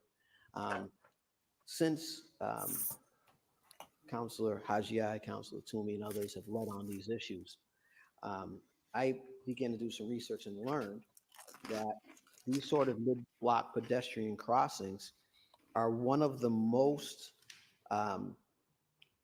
potentially the most impactful pedestrian safety measure that a municipality can enact, Mr. Chairman. And so what does that mean? Well, What it means is, number one, you have to consider road users, all road users, vehicle, vulnerable, etc., who use the road. Everyone who crosses the road, Mr. Chairman. And before I get into the specifics, the end result is what? The end result of all this, including the next order that I have, is one of the end results is the positive impact on small businesses, Mr. Chairman. Research shows that when people are able to use pedestrian ways and be safe as a vulnerable road user, a small business has an uptick, Mr. Chairman, a sustained uptick. We also know that folks feel safer walking, biking, etc. That they're more likely to do exactly that. And it's also about identifying increasing efficiency in travel time. And that's also equally important because folks got to get where they have to get to. They got to get where they're going. And increasing that efficiency also requires additional safety measures, Mr. Chairman. We talk about mid-block crossings. You can have them signalized or unsignalized. And either way, you need additional signage, speed bumps perhaps, curb bump outs or cutouts, and a host of other sort of things. And what this would do is establish and codify best practices. What the hell are we talking about, Bryan? For our Mid-block crosswalks. Is it for anyone in particular? Additionally, another challenge. There are no, I think it's federal grants and state grants I available. can't remember what the exact order for read. research. And one of the most important things that we haven't talked about in this council is understanding the pedestrian profile, the vulnerable road user profile and perspective and tendencies. When are people going to cross the road, Mr. Chairman, without waiting? When are they going to cross the road after waiting? What does that look like? Part of this mid-block strategy is around identifying places and spaces. You think, for example, Plantation Street to Lake Ave, for example. You take that crossing. We did a walk audit there. We saw in real time a host of folks crossing over Belmont Street there, the bottom, Belmont, Plantation to Lake Ave, Belmont right there. We saw a host of folks walking over by the Paul Leahy Center and otherwise, with kids, without kids. We witnessed it. And what it indicates is that when there's 3 minutes or more of walking between crosswalks, we should have another crosswalk because the profile is that people are going to. You're in your second 5. Thank you. Jaywalk. I was told not to use that term, so I guess I'll say that folks will cross where there's not a marked crossing there. 2-stage crosswalks are also part of this, raised crossings, all the stuff that's already part of the Vision Zero plan. But we have to understand crossing behaviors from the perspective of vulnerable road users. And that's exactly what this will do. And to help us codify back best practices by ordinance. And this will also improve health and the health of our community, et cetera. So this is something I'd like to see established. Would really like this to go to the appropriate committee for further vetting. And this is to ask the manager. Places and spaces. Also, I'd like this to go to the manager first and foremost. Develop a pilot program in locations. Now, we have some mid-block crossings. I've spoken with Commissioner Rowley. We have some, but it certainly makes sense. And I don't think it's a coincidence that one of my fellow councilors over on Lincoln Street filed orders asking, for example, for a Hawk pedestrian crossing beacon system, which we're going to talk about a little later. Yeah, we need to get a Hawk things are what we crossing can do as guard. a council, legislate Good into rule. ordinance and into crossings.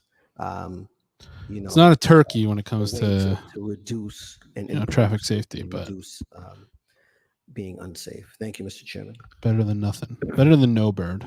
So this is, I think you said it's part of Division 0 too, so, yeah, so send that to the manager for a report back, and I think it's a good idea, and I think we have a couple, like you said, on, I think WPI has one, and Shrewsbury Street has one. So, we'll send that to the manager. Roll call. Councilor Bergman, Yes. Councilor Colorio, Yes. Councilor Hajier, Yes. Councilor King, Yes. Councilor Moro Carlson, Councilor Nguyen, Yes. Councilor Ojeda, Yes. Councilor Pasillo, Yes. Councilor Russell, Yes. Councilor Toomey, and Mayor Petty. Yes. Request the city manager to consider establishing a pedestrian-focused on vulnerable road users alike. Further request the city manager provide council with a report detailing the ordinance that will provide multiple and direct routes in the city by establishing street connectivity minimums. Said project should include collaboration with Mass DOT where appropriate. Councilor Toomey held it, so Councilor King. Thank you, Mr. Chairman. This is another example of trying to get us as a council to continue to legislate best practices and ordinance, Mr. Chairman. Now, I'm not sure where this will go. I don't know if this will fly with the city council, but I certainly would love, economic development, whoever the appropriate committee is, to take a look at establishing pedestrian-focused overlay zones.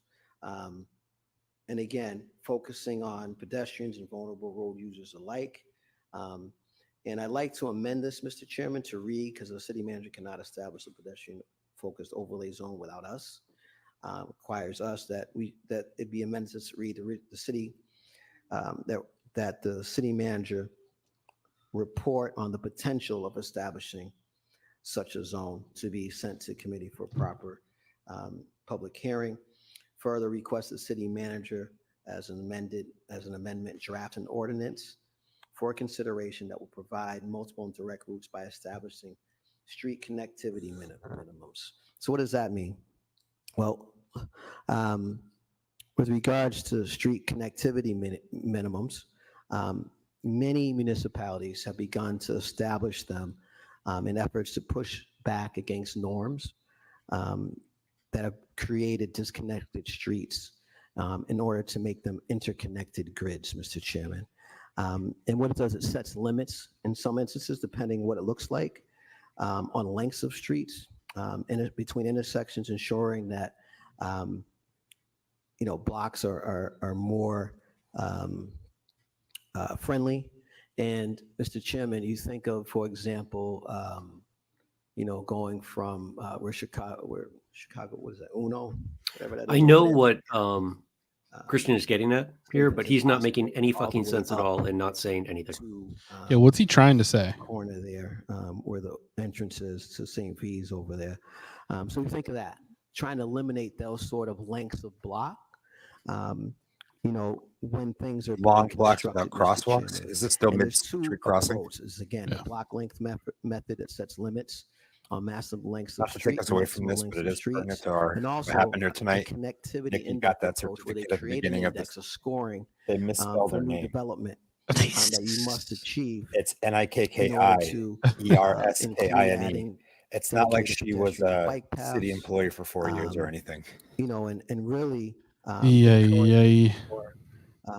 walkability and biking, etc. I'm curious if It's Tina's is also misspelled known to too, reduce which is why congestion Joe on misspelled main how to pronounce roads and enhance. I mean, that he would have mispronounced it no matter what. Fair, very fair. Routine report is that, if there's an issue getting from point A to point B quickly and directly, will indicate whether or not they're going to use a different way of traveling other than a motor vehicle, Mr. Chairman. The beauty of this is that local government can establish these and through thoughtful urban design and planning, Mr. Chairman. And creating such regulations is impactful and attractive option on how to get around. One of the things that I did talk about is, the current overlay districts that we have in play. There's some aspect of this in some of them, but in talking with folks around this, this is specifically intentional to encourage compact pedestrian-friendly development, Mr. Chairman, and also to improve accessibility as well. So, you know, I would like to see this further discussed. And in looking at this, one of the important things that they look at, and I would ask that the examples of ordinances across the country where they're doing this, as recommended by FHA and the Federal Highway Administration and folks, is that the language can be broader, it can be specific. In places where the language is broad in the ordinance, you can apply it at different places and at different times, and it's more flexible. There's also an option to be very specific in your ordinance. You're in your second 5. Thank you, Mr. Chairman. Wrapping up. And that sort of flexibility is something that I think might serve the city well. You know, and, you know, this also is known to benefit drivers as well because of the multiple alternate pathways and greater connectivity, again, for emergency vehicles, Mr. Chairman. So I would like to see this move on. Thank you. Okay, we'll send that to the manager. I think hopefully the Department of Mobility and Transportation Mobility is looking at all this stuff, and I think they're good auditors. So they're not here, but I've certainly had discussions with them on all of this. Yeah. So this is not a replication of anything. Okay. Thank you. Well, I don't know. Okay, we'll send that to the manager. Roll call. Councilor Bergman? Yes. Councilor Calorio? Yes. That's very shady. Oh, I don't know. King? Yes. Councilor Carlson? Councilor Nguyen? Yes. Councilor Ojeda? Yes. Councilor Pasillo? Yes. Councilor Russell? Yes. Councilor Toomey? Yes. And Mayor Petty. Yes, request submitted by the council with a update concerning the previously adopted order, which read an effort to reprioritize and reduce pedestrian crash potential. City manager be hereby requested by council feedback concerning feasibility of adding hawk signals, flashing beacons, enhanced lighting, and improved pairing and crosswalks. Further request city manager provide council with a report verifying the following crosswalks, visibility enhancements, and dangers associated with 3D crosswalks, including information gained from the manual and uniform traffic control devices. Thank you, Mr. Chairman. I certainly think that, you know, this council unanimously supported this about a year ago. I wanted to note again that 74% based on research from the U.S. Department of Transportation and the Federal Highway Administration to support this is that 15% of pedestrian accidents that do occur, and that 74% of those that involve fatalities occur at non-intersection locations, was what we were talking about earlier. You know, this is a step towards mitigating some of that. This has been proven to have safety benefits that result in 55% reduction in pedestrian crashes, and reduction also in fatalities and serious injuries. This is, for the public, is really, you know, an opportunity for us to get this done. Christian seem I know that, again, kind of hostile to a lot of these takes just a few weeks ago. Yeah, sure did. Systems or signals over on Lincoln Street. You know, I had asked that this perhaps be piloted. I asked to explore funding for this about a year ago. So like a written report back on where we're at with that. I've talked to Commissioner Raleigh about this. He seems to think it makes sense, Mr. Chairman. And I really think that this can save lives. Matter of fact, I know it can based on the research. You know, and I guess he did his own research. Get an update on this, you know, because it's something that can significantly reduce fatalities, and it can be in places where, you know, we've had major issues. And for folks that kind of get a visual, Mr. Chairman, it's sort of like the old train lights that go across, and it's for 2-lane driving or multi-lane driving. At times it will require additional signage, bump outs, et cetera. It's already part of the Vision Zero program. This can go a long way, and I'm going to push this this high intensity activated crosswalks, because it simply makes sense. We'd like an update via report. Thank you, Mr. Chairman. Roll call. Councilor Bergman? Yes. Councilor Calorio? Yes. Councilor G.A.? Yes. Councilor King? Yes. Councilor Merrill Carlson? Councilor Nguyen? Yes. Councilor Ojeda? Yes. Councilor Pasillo? Yes. Councilor Russell? Yes. Councilor Toomey? Yes. And Mayor Petty. Yes, we have an ordinance amending section 482 of chapter 13 of the revised ordinances of 2008 to prohibit parking on portion of Wiscombe Street. Roll call. Councilor Bergman? Yes. Councilor Calorio? Yes. Councilor G.A.? Yes. Councilor King? Yes. Councilor Merrill Carlson? Councilor Nguyen? Worcester Road and Action Yes. Plan is Councilor next. Ojeda? Yes. Councilor Pasillo? Yes. Councilor Wrap. Russell? Yes. Wrap. Toomey? Yes. And Mayor Petty.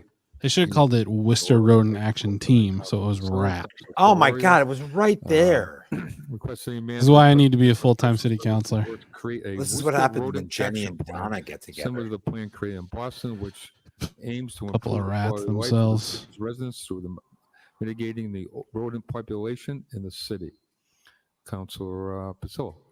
Thank you, Mr. Chair. I don't really speak a lot either, but rats is something I could use my full 10 minutes on. So I want to start by thanking Inspectional Services, DPW. I know they work really hard at mitigating rats throughout the city. And I really want to thank Councilor Calorio, who has led the charge on rats citywide for years. This is a public health issue. It's not unique to Worcester. Boston just did a rat action plan this summer. It's a great read, highly recommend. And a lot of their takeaways are super interesting. So they call for a preventative approach. So not just baiting the sewers when you open the streets, really getting a handle on things ahead of time. And at this point, best practices are data-driven. Cities use AI and geo-mapping to track rats. And I believe Councilor Toomey has said this in the past, we should be able to report rat sightings on 311. I've had a lot of residents reach out and burn. I'll be calling every Tuesday night. Exterminating rats in their yard, their neighbors, They're 2 houses congregating up, in have City no Hall idea again. that there are rats, and now you can't solve the problem because if one person's exterminating and no one else is aware, it's pointless. So, one of the ideas or suggestions I would have for the rat action plan would be to report them and focus on outreach and education for residents. And finally, this requires thinking outside the box. Like, it's gross, yes, it's rats, but Jamaica Let the Plain in rats live. 2023 launched a pilot where they gave rats birth control.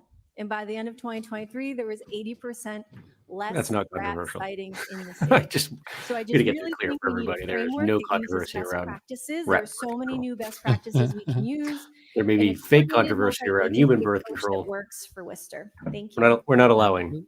Councilor Gloria. Thank you. Trying to I think have of a to pun thank for my Planned colleague Parenthood for rats, but I got for nothing. putting this back on the agenda. I know that ever since I started on city council, I brought it up several times. I've Yeah, gotten they love support. cherry starburst. It's true.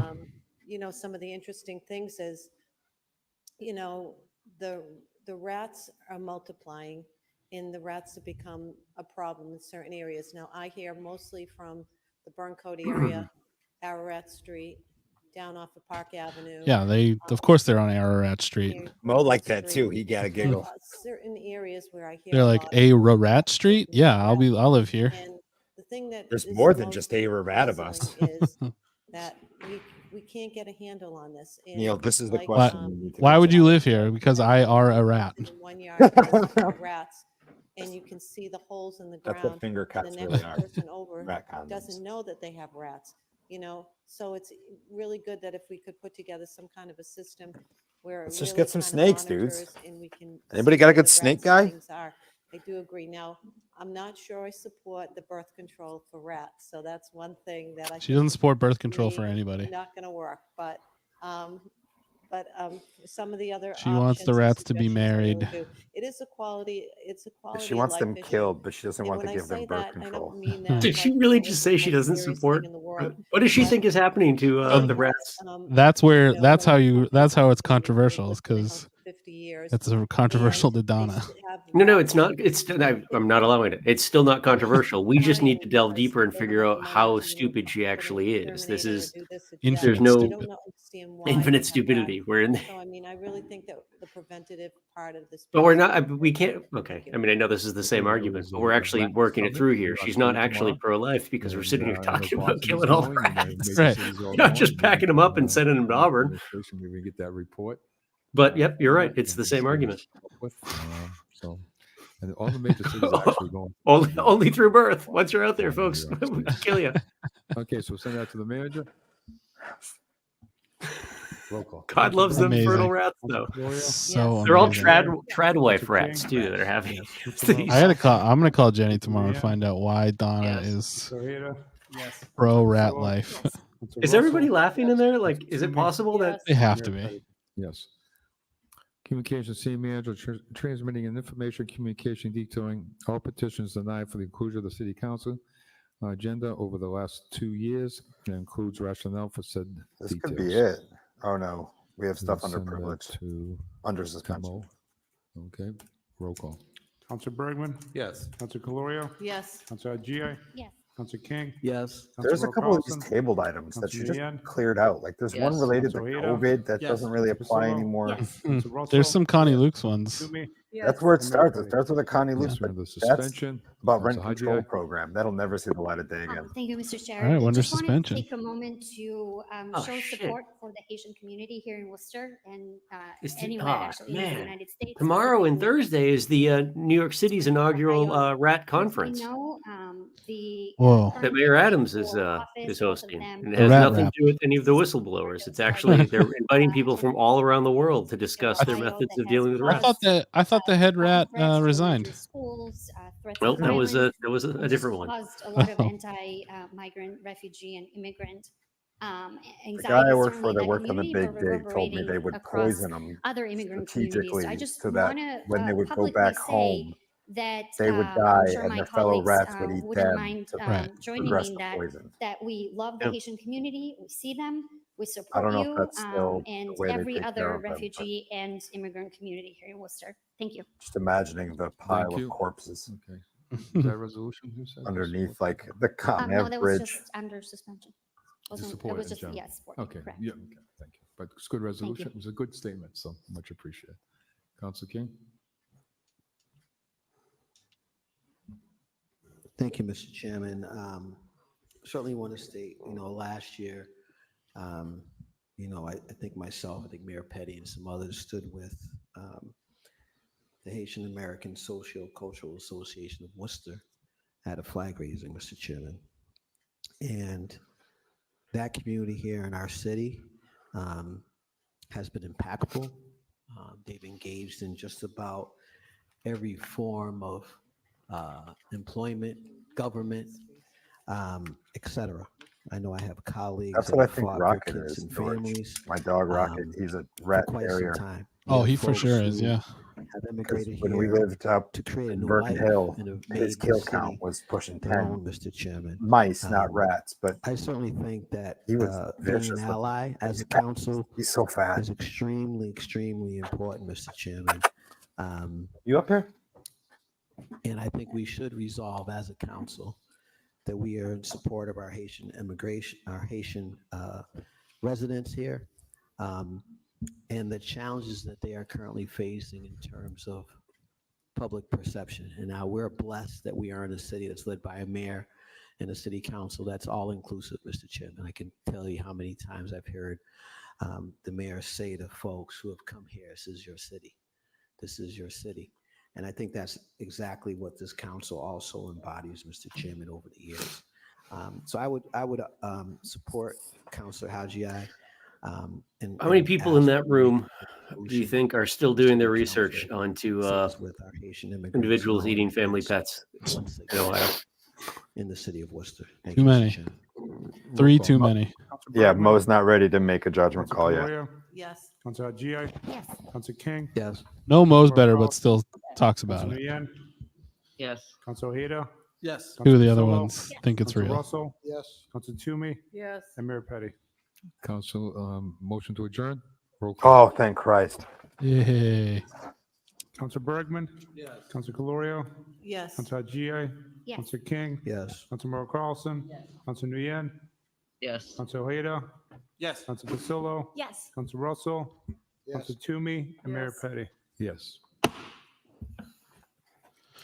Wow. Yeah, good. All right. They just give themselves a good job. Now take your swag bags, you crooks, and get out. I mean, listen, what's the huge takeaway from tonight? That the mayor called for charter review. That is true. Yeah, that that's did happen. crazy. That is absolutely crazy. Everything's crazy, Brian. You know what? I agree. The world's gone mad. Also, that wasn't true. That one also wasn't true. The guy was picking up taking a goose out of the road because it had been hit by a car. Yeah. It's just It being a was like nice 3 guy. years ago. Yeah, in a different town. Anyway. Here we go. It was. But yes, they do suck, and I should be allowed to kill them. What I do with them is none of your business. I should be allowed to murder them, though. Yeah. And I should be able to do it with a milkshake or a grenade. Yep. I should. You know what? I should be able to train a turkey to kill geese. Well, I bet you could. Yeah. There's your All right. platform. Now we know. Now we know my official platform is a full time. I'm only Your doing it life if it's lesson. full time. City councilor, an at-large councilor in the city of Worcester. I will be training turkeys to kill Canadian geese. What could be more American than that? It's a bird war. Yeah, we're having a bird war. Bird turf war. A Turk turf war. Turk turf. The Turkish Empire. No, actually might bum out our Albanian population in the city. Forget that. But listen, interesting meeting tonight. A lot of people said a lot of dumb stuff for a long time. The most that people spoke on was the idea that they should speak less, and I thought that was pretty perfect. So yeah, very successful meeting. I'm pretty psyched on how I spent my night tonight. And we got on time to see the eclipse. The eclipse is a little. I think the peak will be 10:22 ish. So get ready for it. Okay. Maybe. I could be wrong. Who knows? I thought Jess put 10:44 in the chat. She might have. I don't know. She seems smart. She runs this place. I don't fucking know what's going on, dude. But yeah, I think it's gonna be interesting to see what they do in the next few weeks, if there's more talk of the charter review thing or if that's just idle kind of chatter. But we'll have to see. All right. Well, it's got to be true then, if NPR said it. Did you guys have any other different takeaways from tonight besides that? You sure I can stare at this eclipse? Yeah. Only if you stare at the sun tomorrow, though. Too, you have to balance it. Balance it out. Okay. Yeah. You stare at the lunar eclipse. If you stare at the lunar eclipse, you have to stare at the full sun. Okay. Yeah. Or that piece of shit Tesla Cybertruck that keeps driving by me in traffic. Yeah. Throw a milkshake at that. It'll glance off at the speed of light. Well, thanks everybody for tuning in tonight. Thanks for joining us. We'll see where this goes. Everything's good. All right. No, they didn't find the actual package. It's gonna be okay. I think Bill should be back next week. Looks like. So in the meantime, make sure that you are subscribed to billshaner.substack.com, worcestersucks.email. Follow at Worcester_sucks on Instagram. Follow us here on all our socials. WCT3000. Subscribe to our Twitch. I saw that Epic Stratton resubscribed for 8 months tonight. Whoa, epic. Hell yeah. Thank you so much for doing that. Yeah, Friday night, we don't have a poster in the thing, but Friday night, hot dog at Coney Island. Oh, we do have one. Oh, would you look at that? I'm not going to be there. I am going to see Sting wrestle at Polar Park. Hell yeah. Well, not wrestle. He's probably cutting a promo. He'll probably hit somebody with a bat, though. So I won't be at the show, but it's a great show. There's a great lineup, and depending on the timing of everything, I'll probably stop in ahead of time to help set up. So come on down, hang out. It's free show. We're back at Coney Island. We got a run of shows coming up this fall for Coney Island. So come on down, come hang out, and find out when the next one's going to be. It'll be in October. It'll be a Halloween show. I believe we're looking at October 18th, I want to say. I don't know, but ask Shaun on Friday. Send us more ideas for city councilor Halloween costumes. And Travis, what do we got? Come check out the gallery tomorrow night. Thursday night. Thursday night. We have the Overview Effect opening. Nice. Hell It's our yeah. first exhibition. If you haven't checked out the gallery, go. It's so cool. It's a Cool great place. space. And it's wanna where do we more built a new functions of it. wheel, everybody. So But Shaun is to get. yeah, we'll talk about Tomorrow's it. problem. Yeah. All right, everybody. Thank you once again. We love you. We'll see you next Tuesday. Goodbye.